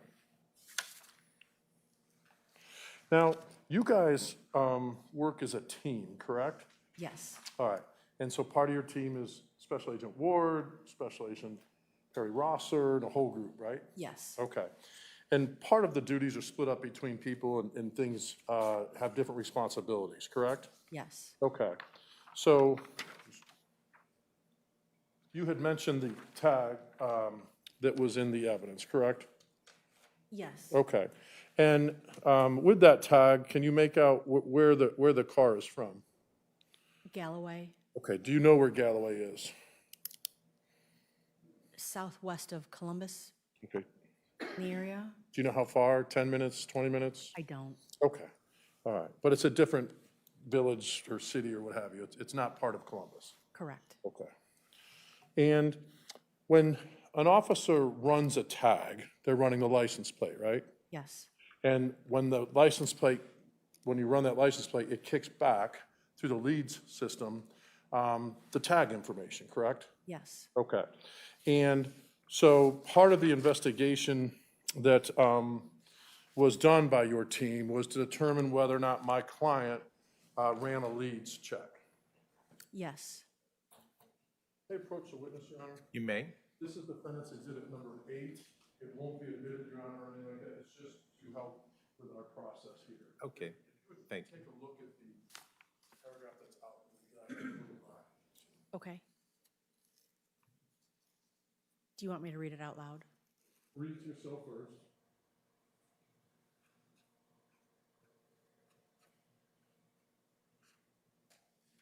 Okay. And as part of the team, you're aware that that occurred, correct? You can read it out loud. Yeah, yes, somehow it came to my knowledge. Okay, yes, you can read that paragraph out loud. The leads record revealed Ohio license plate HQA 9019 was queried on December 22nd, 2020 at 1:45 in the morning, or 01:45 hours, from terminal used logged in under Ohio operator license RU 770767, which is assigned to Adam Coy. So that's saying, basically confirming by your team that Adam Coy on the job that night ran the license plate of the silver Tahoe Yes. at 1:45 in the morning, Yes. and it came back, and then the tag information came back. Yes. Okay, may I approach the witness? You may.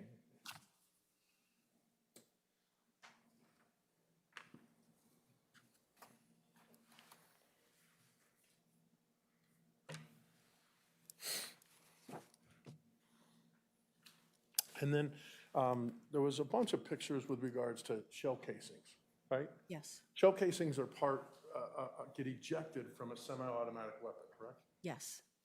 Normally, unless there's a special feature, they're ejected to the right, correct? Yes, Okay. And so you would expect to find shell casings to the right of where someone fired a weapon if the scene was preserved perfectly. yes, And now, you know the difference between a semi-automatic and a revolver, correct? yes. A revolver does not eject out the casings. No, it does not. It stays in there, correct? Correct. Okay. So your picture, excuse me, this one I do have, Defendant's Exhibit 3, State's Exhibit D11. Can I approach you there? You may. You've already testified to that, correct? Yes, So this is an example of a semi-automatic weapon, correct? yes, This device goes up into the bottom of that, yes, and then when the trigger's pulled and it fires, a shell casing kicks to the right. yes, Okay. Now, that's different than the setup of a revolver, correct? Oh, yeah, I'm sorry.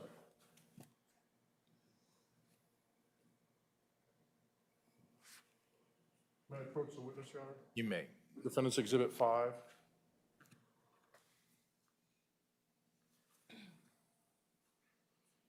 Based on your experience and training as a law enforcement officer, that's just a basic revolver, correct? yes. Okay. May I publish this to the jury, Your Honor? Any objection? No, Your Honor. You may publish. Thank you, Your Honor. So that's an example of a revolver. Yes, There's different types, different lengths and stuff like that, correct? correct. Okay. And then the service weapon that our client had, that is a semi-automatic. Yes, Okay. Now, do you still have the keys up there with you? I don't. Okay.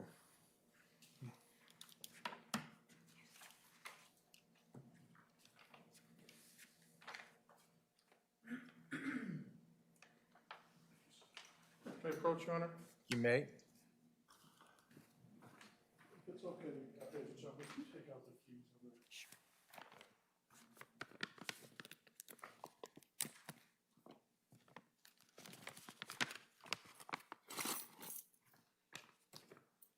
If you kind of extend them, would you describe those for the jury?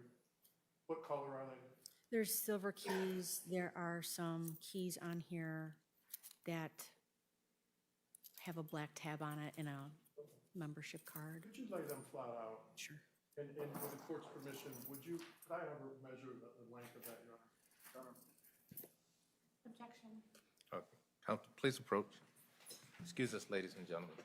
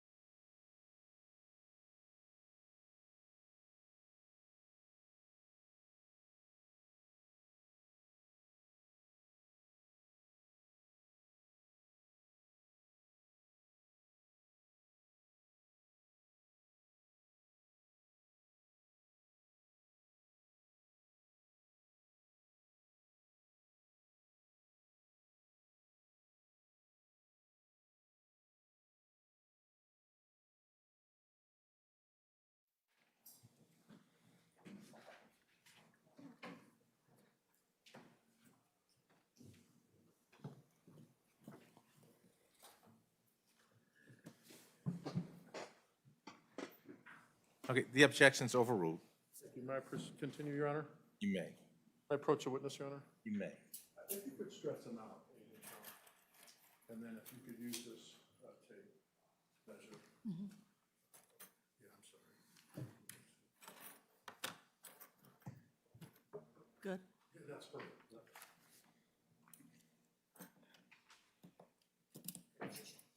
And roughly, Agent Chung, how many inches is that? 8 3/4. Now, if you could put the tape in and now clump them up. Try to clump them up. Now set the clump now. And maybe try to do a measurement for the clump.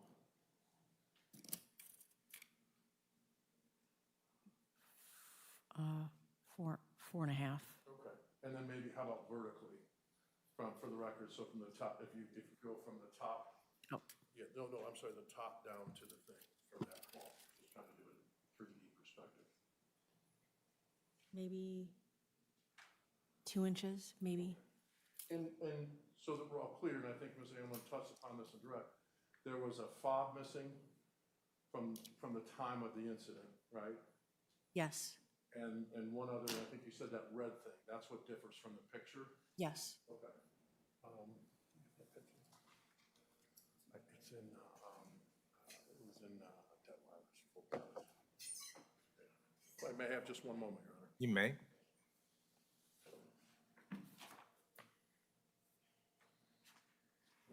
Out there. Oh, wait.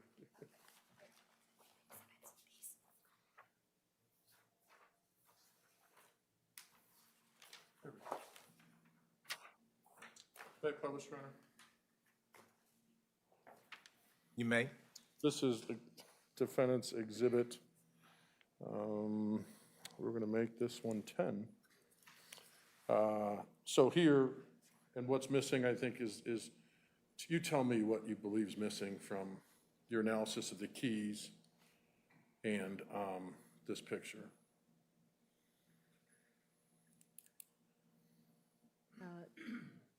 This key fob right here, Okay, this red object, okay.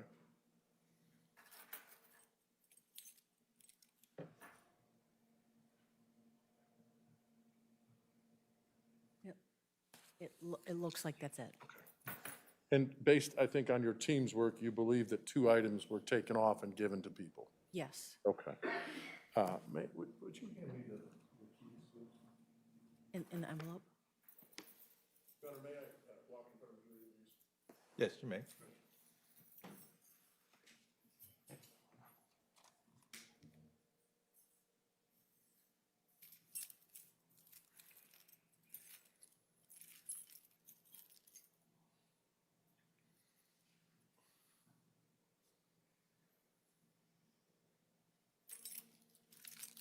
And then the other side.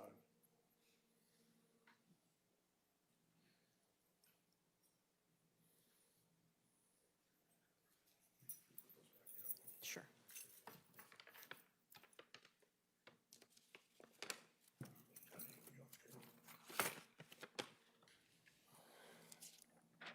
Agent, that's all the questions I have for you. Thank you very much, and good to see you again. Thank you.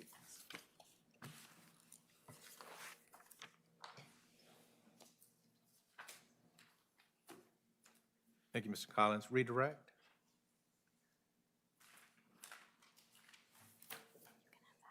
Redirect. Yes.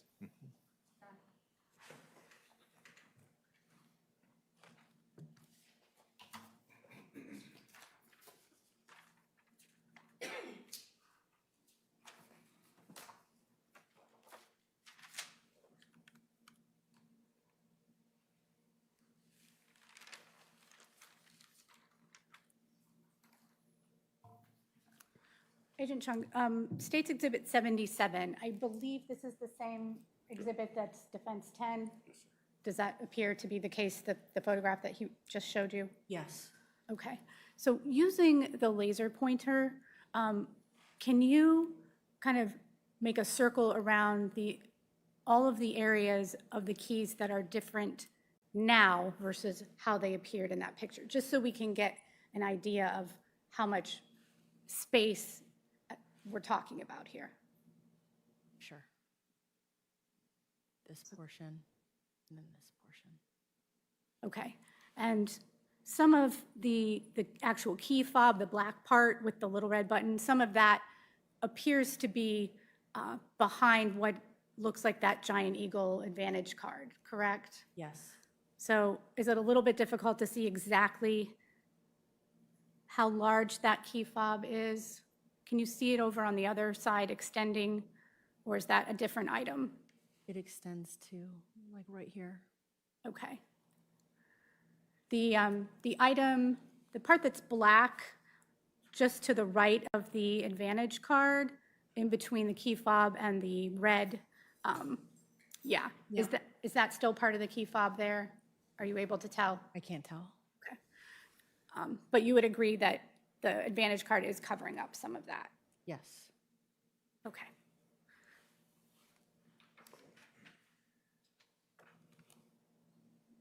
I have nothing additional, Your Honor. Great.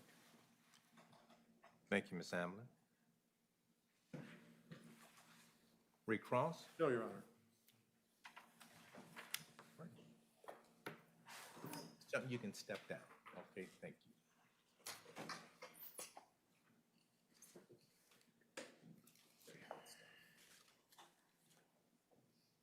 State may call their next witness.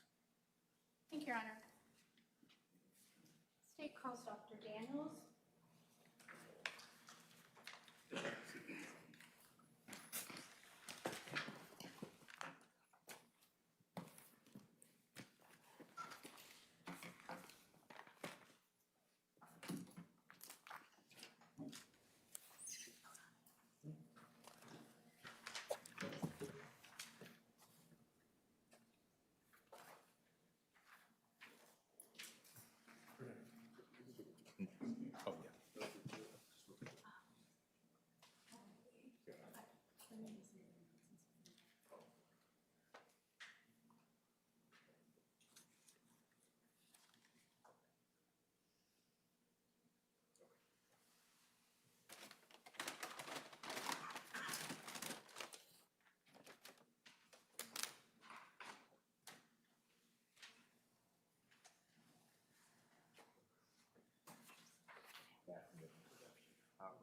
Do you swear or affirm the whole truth and nothing but the truth, as you shall answer unto God under the pains and penalties of perjury? I do. You may be seated.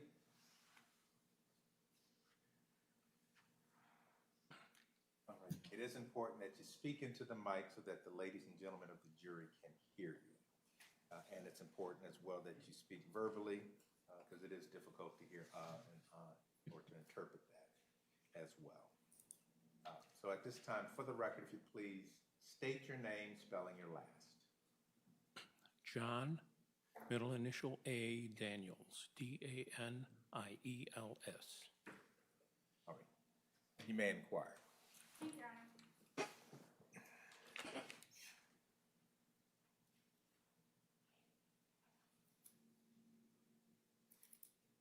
Good afternoon. Good afternoon. Can you please, I believe the judge already had you state and spell your name. Can you tell us what state you live in? I didn't hear you. I'm sorry. What state do you currently live in? I live in Ohio, northeastern Ohio. Okay, and what is your occupation? I am a physician, and my specialty is forensic pathology. All right, and are you licensed in Ohio? Yes, I am. How long have you been licensed? Since 1984. And just very briefly, where did you receive your medical training? Your Honor, we would stipulate to the credentials of Dr. Daniels that he's as a forensic doctor and expert in the field, whatever is necessary. Okay. If counsel's willing to accept the stipulation, you may, or if you want to get his credentials in, you may as well. Thank you. I think we can all move forward. Okay. All right, so let the record reflect that Dr. Daniels is qualified as a forensic pathologist and able to testify as an expert witness. Okay. Thank you. So moving forward, Dr. Daniels, you said that your specialty is forensic pathology, correct? Yes. And just very briefly, what does that mean? Forensic pathology is a subspecialty of pathology. Pathology is the study of disease, and pathologists generally work in the hospital looking at tissues and fluid samples and blood to diagnose disease in a hospital setting. Forensic pathology, we are first trained in that, and then we get specialty training in injuries. And we learn about injuries, how to recognize them, how to interpret what they mean, and to interpret whether or not they result in death or not. That's basically what a forensic pathologist does. And where are you currently employed? Currently, I am part-time retired and part-time employed at the Forensic Center in Columbus, the Franklin County Coroner's Office. And are you a deputy coroner there, part-time? Yes, I am. All right. Is one of your duties to conduct autopsies? Yes. And how long have you been employed there? Since January of 2012. Okay. Now, were you asked to review the findings of an autopsy that was performed in December of 2020 by another deputy coroner? Yes. And was that for an individual who was later determined to be Andre Hill? Yes. Okay. And based on that review, did you have any differences of opinion with the opinion or conclusion that, and I'm probably going to get her name wrong, Dr. Amorisano? Did you have any differences of opinion from what she put in her report or concluded? No, I did not. Okay. So in order to conduct that review, did you have to review her report? Yes. What else did you have to review? I reviewed her report. I reviewed the coroner's verdict. I reviewed the toxicology report. Okay. Did you review any photographs? Yes, I did. All right. And you said you were in agreement with her opinion? Yes. Okay. So following that review,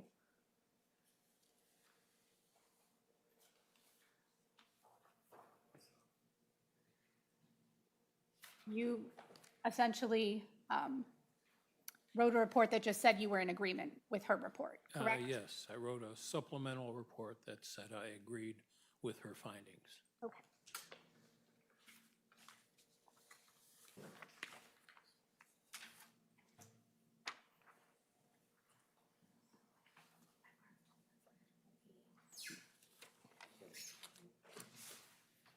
May I approach, Your Honor? You may.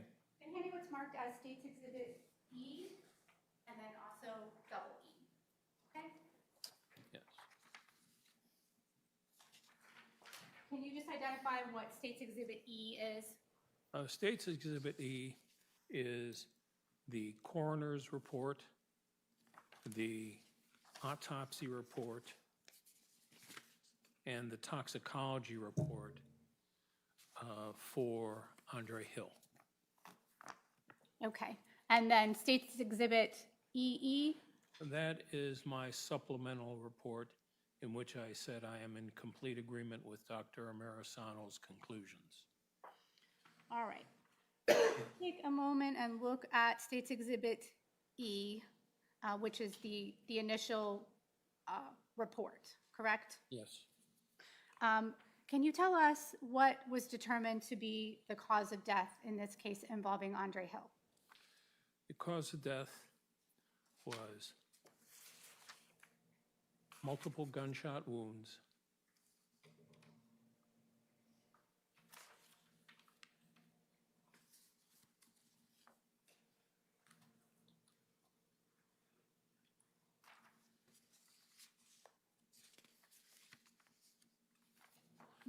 That was the cause of death, multiple gunshot wounds.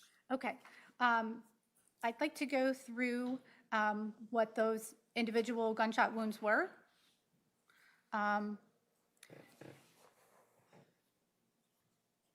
The report indicates there's 4 different gunshot wounds, correct? That is correct. All right. And they're labeled in the report A, B, C, and D, Yes, correct? correct. Okay. Let's start with the one that's marked gunshot wound A. And before we do, let me clarify, are you able to determine the order in which the gunshot wounds were inflicted? No, these are simply put in that order so that they can be put into a report in an organized, readable way. They do not indicate a sequence. Okay. So let's start with what's marked as gunshot wound A, which is the wound of the left side of the chest. Yes. It is described as on the left side of the chest, 21¼ inches below the top of the head, and 3½ inches to the left of the anterior midline. There was a 1/4 inch round gunshot wound of entrance. It is labeled number 1 in the photographs. It has a 1/8 inch wide concentric marginal abrasion and a circumferential red-purple contusion measuring up to 1/4 inch in width. There is no soot or gunpowder stippling on the skin.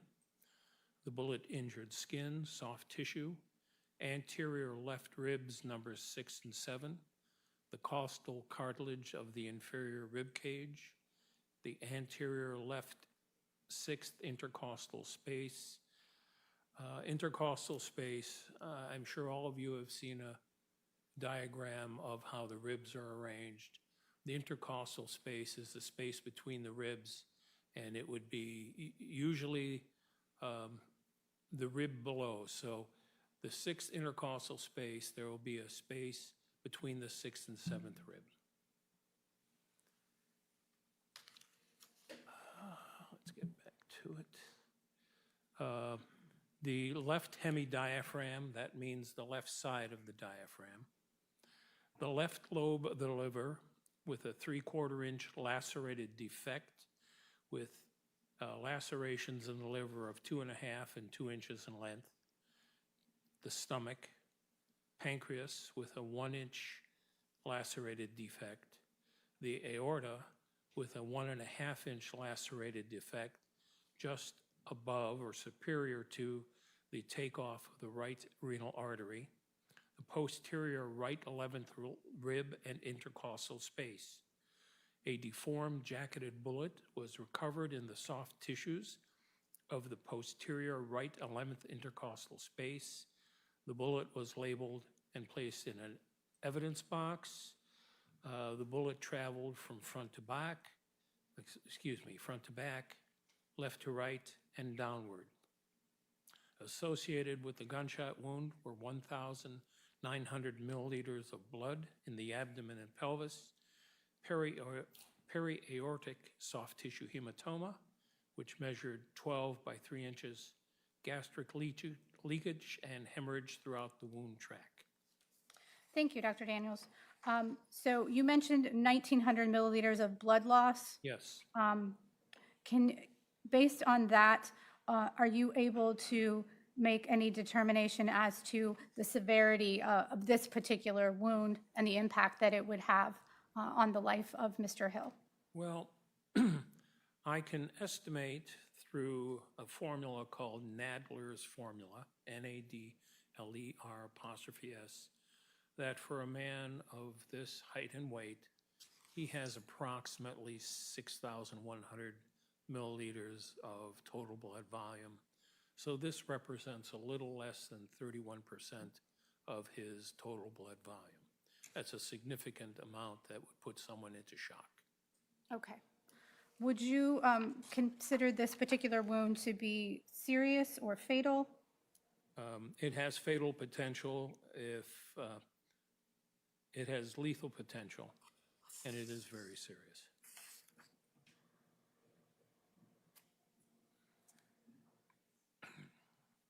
Your Honor, I've already shared some photographs with defense counsel. I would like to publish at this time. No objection. Okay. Please approach, off the record.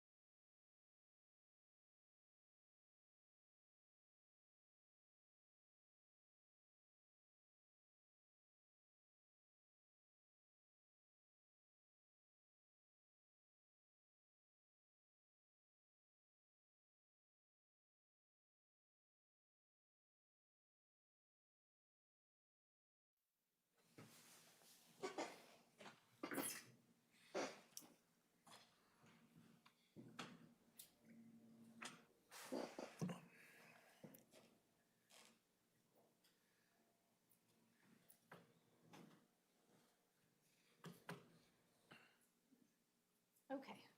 We've got State's Exhibit E1 here. Can you just tell us what this is, Dr. Daniels? Well, the autopsy number is reversed, but this is an identification photograph, and the number you are looking at there in reverse is 20-5648. That is a unique identifying number for Mr. Andre Hill's case.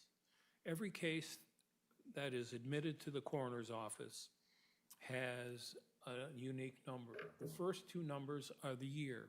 Starting on January 1st, we start with case 0001, and the numbers increase until midnight on December 31st.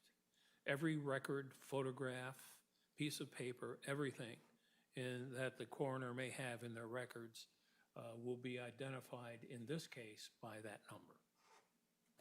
Thank you, Dr. Daniels. That number matches the number that's on the report, correct? Yes, it does. All right. I want to go next to State's Exhibit E2.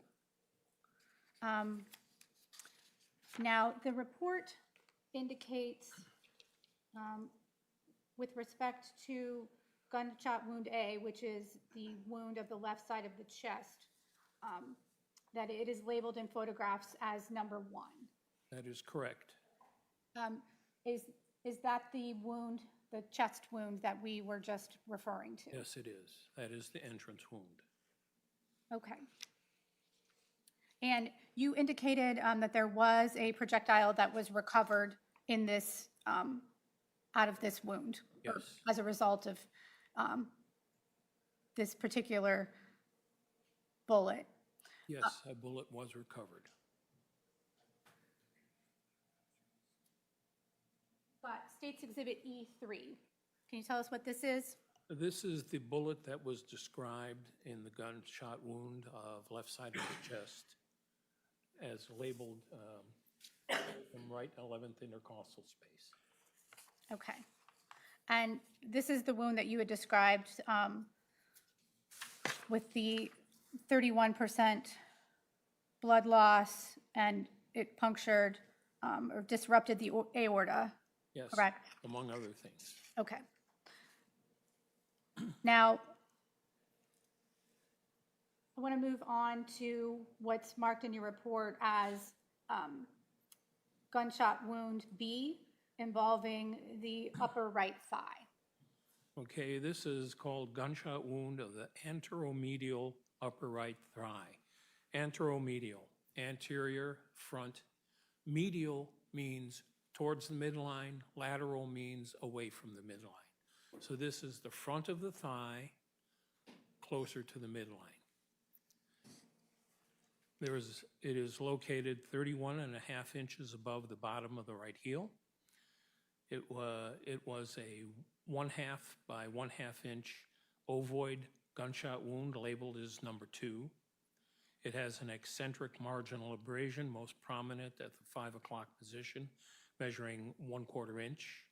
There is a peripheral red, purple, blue contusion present from the 10 to the 2 o'clock positions, measuring up to 3 inches in width at the 11 o'clock position. There is no soot or gunpowder stippling on the skin. The bullet injured skin, soft tissue, and the right femur. There is a graze injury to the right femur, chipping off a fragment of the lesser trochanter.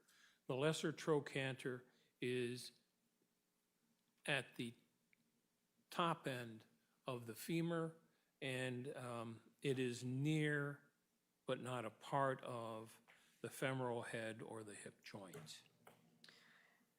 Did this particular wound cause skin and soft tissue damage or hemorrhaging? Yes, Okay. And was hemorrhaging noticed through the wound track? yes, As far as the recovery of a projectile, was there the recovery of a projectile here? yes, there was. And where was that recovered from? That was recovered in the soft tissue of the right buttock. And your report indicates, or the report indicates that for gunshot wound B, that is referenced as number 2 in photographs, correct? Yes, correct. And the direction of travel was reported to be front to back, left to right, and upward. Okay. Can you take a look at State's Exhibit E4 here? Yes.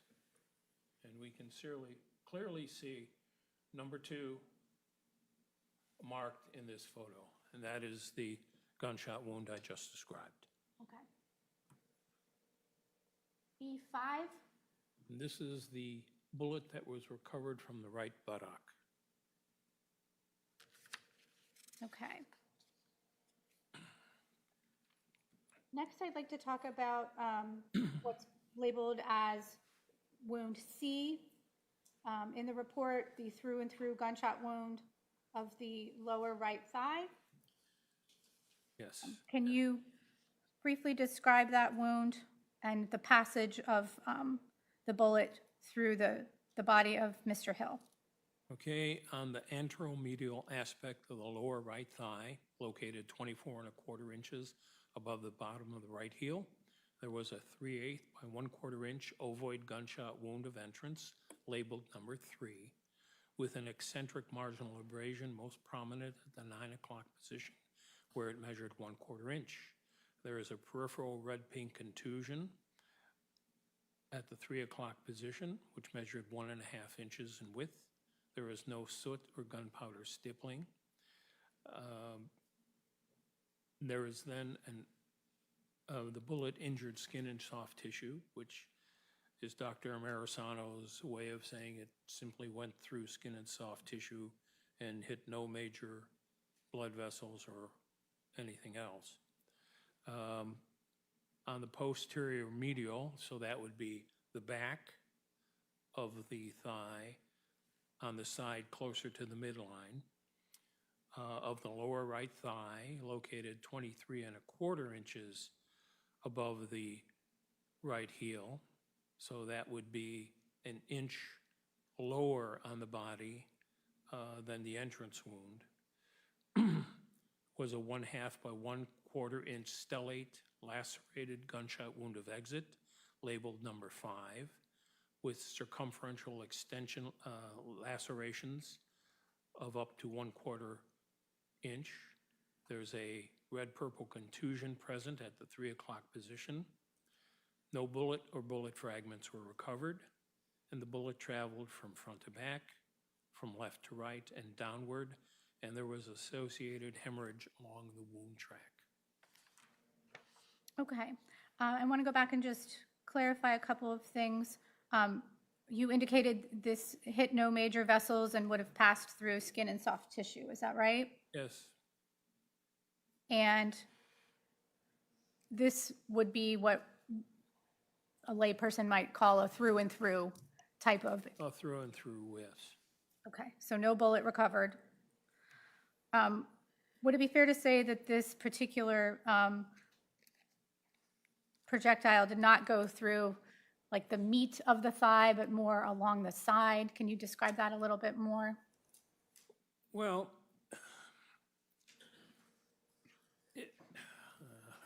it probably went through skin, soft tissue, and a portion of the muscle. But it didn't go, through the deep muscles of the thigh. Okay. Let's take a look at State's Exhibit E6. Okay. Okay, here we have number 3. That would be the one described here in C through the anteromedial lower right thigh. That is the entrance. Okay. And you mentioned something about what's marked as the wound number 5, Yes, and that was, the exit. okay, that's not displayed in this particular picture. No, it's on the back of the thigh. Okay. So we will get to that in a moment.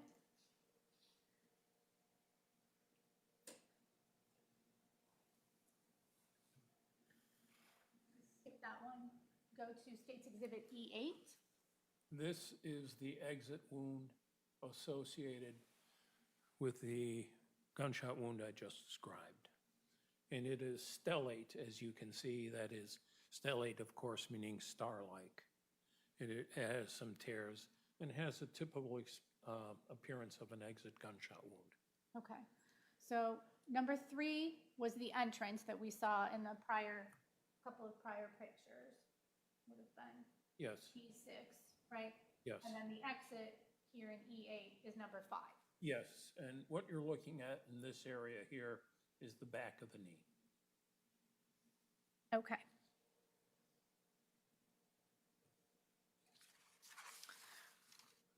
Next, I want to move to what's listed in your report as gunshot wound D, Yes.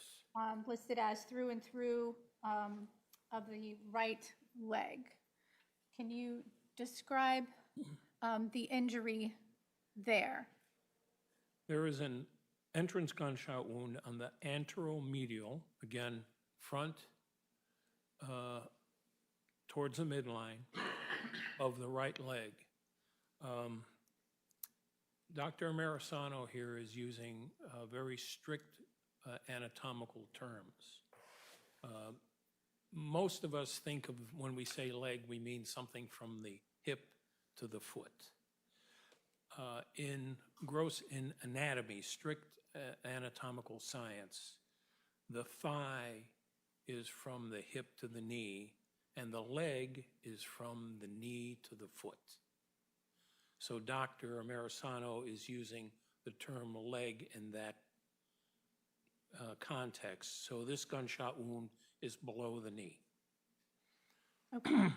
It is located 15 3/4 inches above the bottom of the right heel. And there's a 1/4 inch round gunshot wound event entrance labeled number 4. It has an eccentric marginal abrasion, most prominent at the 12 o'clock position where it measures 1/8 an inch. There's no soot or gunpowder stippling. The bullet injured skin and soft tissue. On the posterior aspect of the right leg, there is a 12 5/8, located 12 5/8 inches above the bottom of the right heel. There is a 3/8 by 3/8 inch lacerated gunshot wound of exit labeled number 6. No bullet or bullet fragments were recovered. The bullet traveled from front to back, from left to right and downward, and there is associated hemorrhage along the wound track. Okay, so taking a look at State's Exhibit E7, can you point out which, I guess, sticker with the number on it is indicative of this particular wound of the right leg? Yes, number 4, described as the entrance gunshot wound of the leg. Okay, and then moving ahead to State's Exhibit E8. And this is the exit gunshot wound associated with the entrance wound I just described.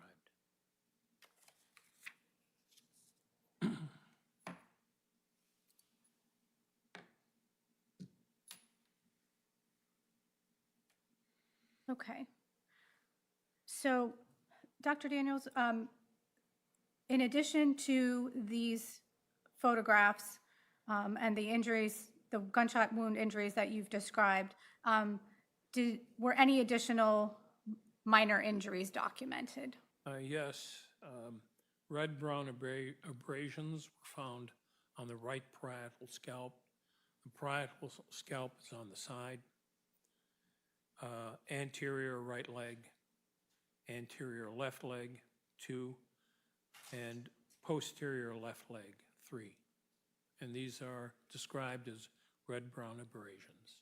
An abrasion results when there is some force tangential to the skin and the surface layers of the skin are removed.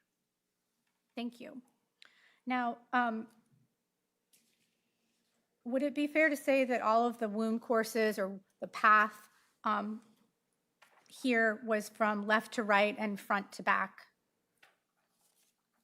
for all 4 of these wounds? Yes, absolutely. Okay. Now, we've looked at about 8 photographs here, correct? Yes, Were there other photographs that were taken? there were. Were you asked to assist in locating the best photographs that showed the most relevant major injuries to Mr. Hill? Yes. Now, we've talked about 4 different gunshot wounds. Which of these is the most serious or has the most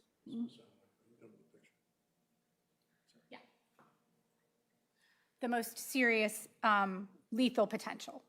The first one, the gunshot wound of the left side of the chest, has lethal potential. And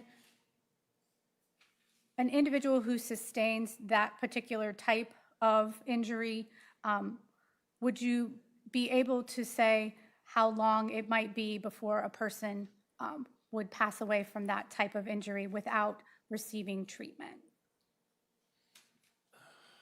Minutes at the most.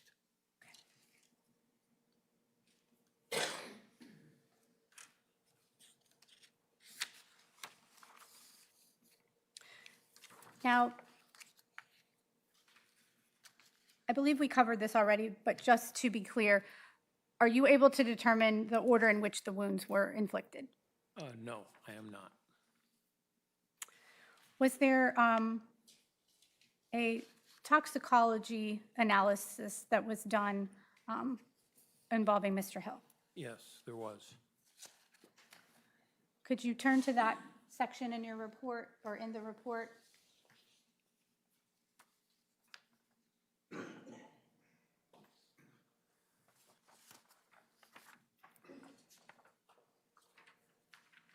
Have that? Okay. Yes. Can you tell us what substances, if any, were detected in Mr. Hill's system at the time that this was conducted? In the postmortem blood, ethanol, drinking alcohol, was discovered, and delta-9 tetrahydrocannabinol from marijuana was discovered, and a breakdown product of delta-9 THC was also discovered. Okay, so some type of marijuana, Yes, and then you referenced ethanol, which Yes. is alcohol, correct? yes.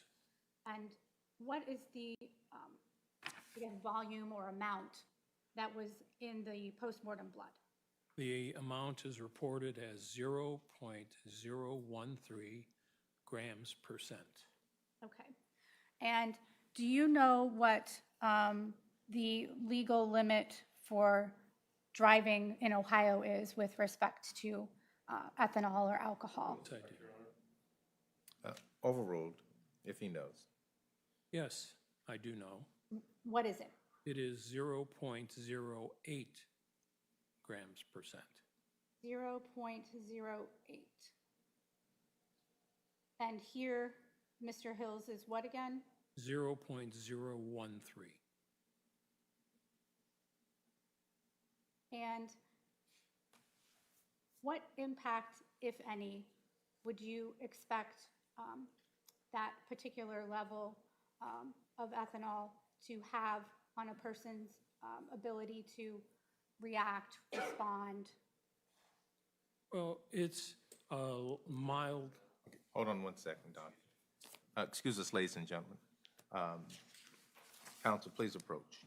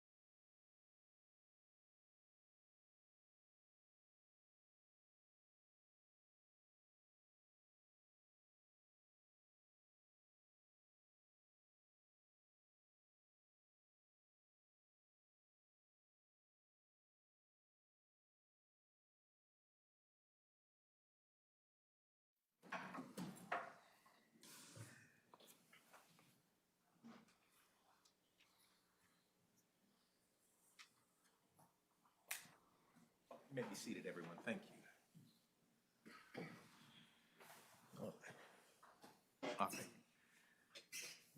Okay, the objection is sustained. The jurors are not to place any consideration on the question that was asked. The question shall be stricken from the record. Thank you. Okay.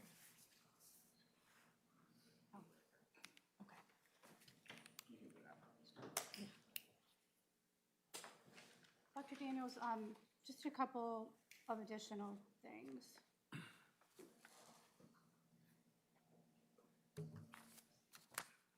I'm going to hand you what's marked as State's Exhibit N and N.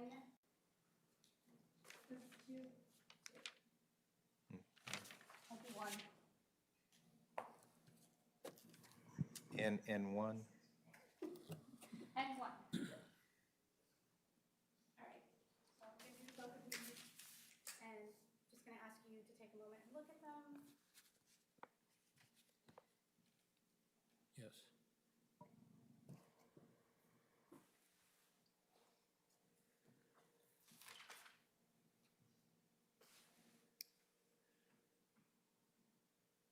You've had a moment to look at them.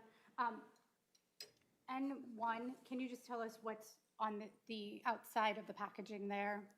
Okay, N1 says evidence number 2. Description, projectile, quantity 1. Bullet projectile recovered from right buttock of Andre Hill. Projectile is inside box, inside envelope. It gives a case number, not the coroner's case number, an investigation case number, I assume. Offense, officer involved, critical incident. Location, Andre Hill, collected December 28th, 2020, 2:30 p.m. And the person collecting it and the agency is BCI. Okay. And then the other item? Item labeled N is labeled evidence number 1, description projectile quantity 1. Bullet projectile recovered from right 11th intercostal space of Andre Hill at autopsy. Projectile is inside box, inside envelope. Same investigation case number. Offense, officer involved, critical incident. Location, Andre Hill, collected December 28th, 2020, 2:30 p.m., collected by the same individual who collected N1, agency BCI. Okay. Now, Dr. Daniels, what is your opinion with respect to cause of death here? Certainly the gunshot wound on the left side of the chest was the lethal gunshot wound. Dr. Amerisano simply stated multiple gunshot wounds as the cause of death, and I would agree with her wording. And is your opinion with respect to cause of death to a reasonable degree of scientific or medical certainty? Yes, it is. Nothing further. Thank you, Ms. Hamlin. Cross-examination? And procedure, Honor? You may. Thank you so much. Good afternoon, Dr. Daniels. Good afternoon. My name is Mark Collins. I don't think we met in it's been a long time. Along with my partner, Caitlin Stevens, we represent Adam Coy in this matter. Yes. Just have a couple basic concepts for you. Shouldn't be too difficult, okay? Yes. Sometimes I go fast and I slur my words, so let me know if that happens, okay? You can't tell the order of the shots. No, I cannot. In addition, you can't tell the position of the body, what the body was in when the body received the shots. I can tell that the shots are going from front to back. Front to back, left to right. Yes, so in the anatomic position, Leonardo? well, the anatomic position, the arms are down at the side as you're standing right now with the feet forward and the palms forward. So when you do your analysis, or the other doctor do the analysis, it's all based on the anatomically correct person. The anatomic position. Okay, and so from that, I can say they came from the front Front to back. to back and slightly from Three one direction vertical, one the opposite. Yes, And they all went from left to right. yes. Okay. I cannot tell you if Mr. Hill was standing in the anatomic position or in another position. And it doesn't surprise you that three of the bullets have a downward trajectory, and one path has an upward trajectory. No, it does not. Because you can't tell the position of the body when the bullet entered. Correct. Now, anatomically correct, okay? But I keep saying that, I'm so sorry. Anatomic position. Anatomic position is like this. So, hypothetically, the wound to the chest entered from this direction, Yes, okay?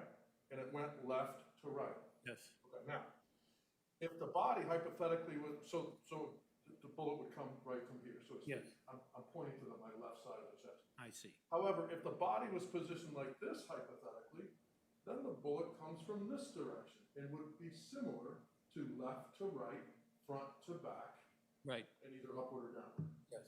Right? So depending on the position of where the bullet enters and the position of the body, it could change.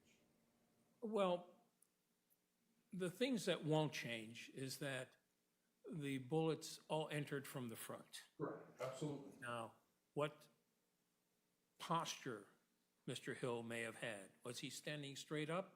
Was he bent over? Was he in some other position? I can't tell you.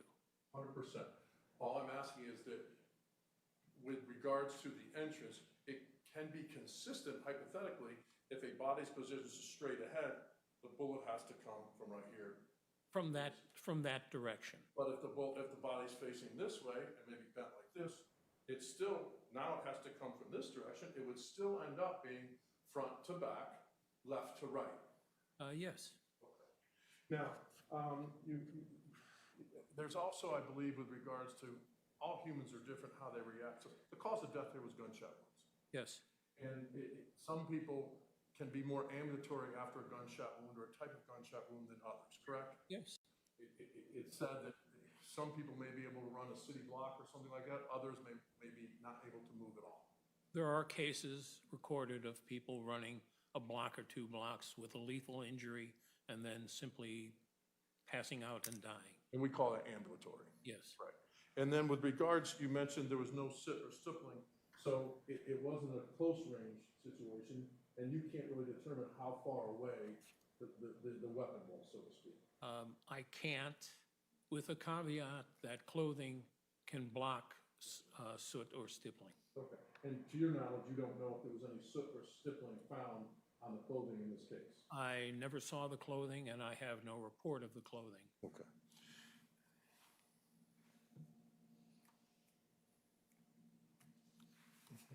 Dr. Daniels, thank you. Good, safe travels back to the Cleveland area. Thank you. Thank you, Mr. Collins. Redirect? Nothing, Your Honor. All right. Dr. Daniels, you can step down. Oh, Your Honor, I have one. I'm sorry. May I ask one more question? Okay, hold on one second. Thank you for the, Dr. Daniels, Dr. Daniels, before you leave, Yes, sir. one more question. Okay. I apologize. I had it highlighted and I didn't look at it. On your on the report Yes. that you reviewed and you agreed with 100%, cause of death is multiple gunshot wounds. Yes. Underneath in these reports here in Franklin County, they also put manner of death. Yes. It's listed as homicide. Yes. That doesn't have any connotation for legal aspects here in the courtroom, correct? It does not. Manner of death, I will explain to you. There are 5 manners of death used in the United States. Natural disease. Suicide, one takes their own life. Accident is an unforeseen result of some action or some occurrence. Homicide, the way we use it, means death caused by another. And then there's undetermined, where we do not have enough information after a full investigation to choose between one or of 2 manners of death. Our determination of homicide simply means death caused by another. It has no legal interpretation. So it's not to be considered in this courtroom as a legal, any, with regards to a criminal trial. That's correct. Doctor, thank you so much. Appreciate you. All right. Redirect? No, Your Honor. Okay. Thank you, Dr. Daniels. Welcome. Is there a stipulation that you'd like to get into the record at this time? Yes, Your Honor. Okay, hold on 1 second. Thank you. Yes. Gosh, no, I don't know which one.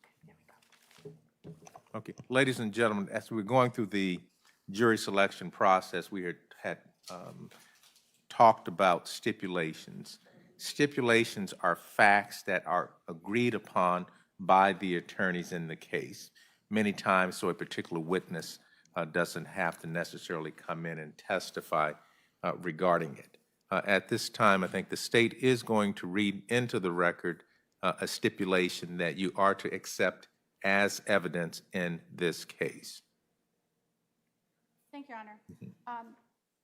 We have stipulation number 2, which is that the parties stipulate that the male who was shot in the garage at 1062 Oberlin Drive in Franklin County, Columbus, Ohio, on December 22nd, 2020, just shortly before 2 a.m., and later transported to the hospital where he passed away, was Andre Hill. We also have stipulation number 1, which is the parties stipulate that State's Exhibit W is a true and accurate copy of the report issued by Andrew McClellan, a forensic scientist employed by the Ohio Bureau of Criminal Investigation, regarding the operability condition of the Smith & Wesson semi-automatic pistol with serial number NDR 6860, which is marked as State's Exhibit J, that was obtained from Officer Adam Coy on December 22nd, 2020. The parties stipulate that if Andrew McClellan were called to testify, he would testify that the Smith & Wesson M&P 9mm Luger semi-automatic pistol obtained from Officer Adam Coy is an operable firearm. The parties further stipulate that the Smith & Wesson firearm M&P 9mm Luger at issue, marked as State's Exhibit J, had no defects. In addition, the parties stipulate that Andrew McClellan would testify that he test-fired bullets from Officer Adam Coy's weapon and compared those test-fired casings to the following: 4 casings found at the scene at 1062 Oberlin Drive, which are collectively marked as State's Exhibit O, 1 spent projectile recovered from the scene at 1062 Oberlin Drive, marked as State's Exhibit N2, 1 projectile recovered from the 11th intercostal space of Andre Hill's body, marked as State's Exhibit N, and 1 projectile recovered from the buttock of Andre Hill, marked as State's Exhibit N1. Based upon these comparisons, Andrew McClellan would testify that the 4 casings from the scene, the spent projectile from the scene, and the 2 projectiles recovered from the body of Andre Hill were all fired from the same source, specifically the weapon obtained from Officer Adam Coy. All right, thank you. Anything else? So stipulated. All right, okay. Right, ladies and gentlemen, this is all the evidence that you're going to hear today. Okay, I'm going to release you for the weekend. Obviously, the admonitions still apply, okay, except now you have 2 days not to talk with anyone, not to do any research, not to seek any information outside of this courtroom. Okay, it is so important, ladies and gentlemen, to ensure that the parties do indeed have a fair trial, that you not obtain any information outside this courtroom.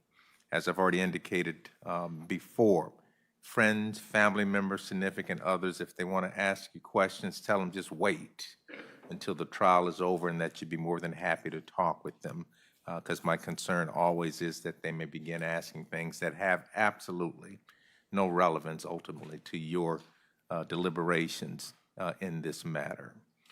So I'm hoping everyone has a wonderful weekend. Do everything that you can to stay healthy. Have a safe trip home tonight and a safe trip back on Monday.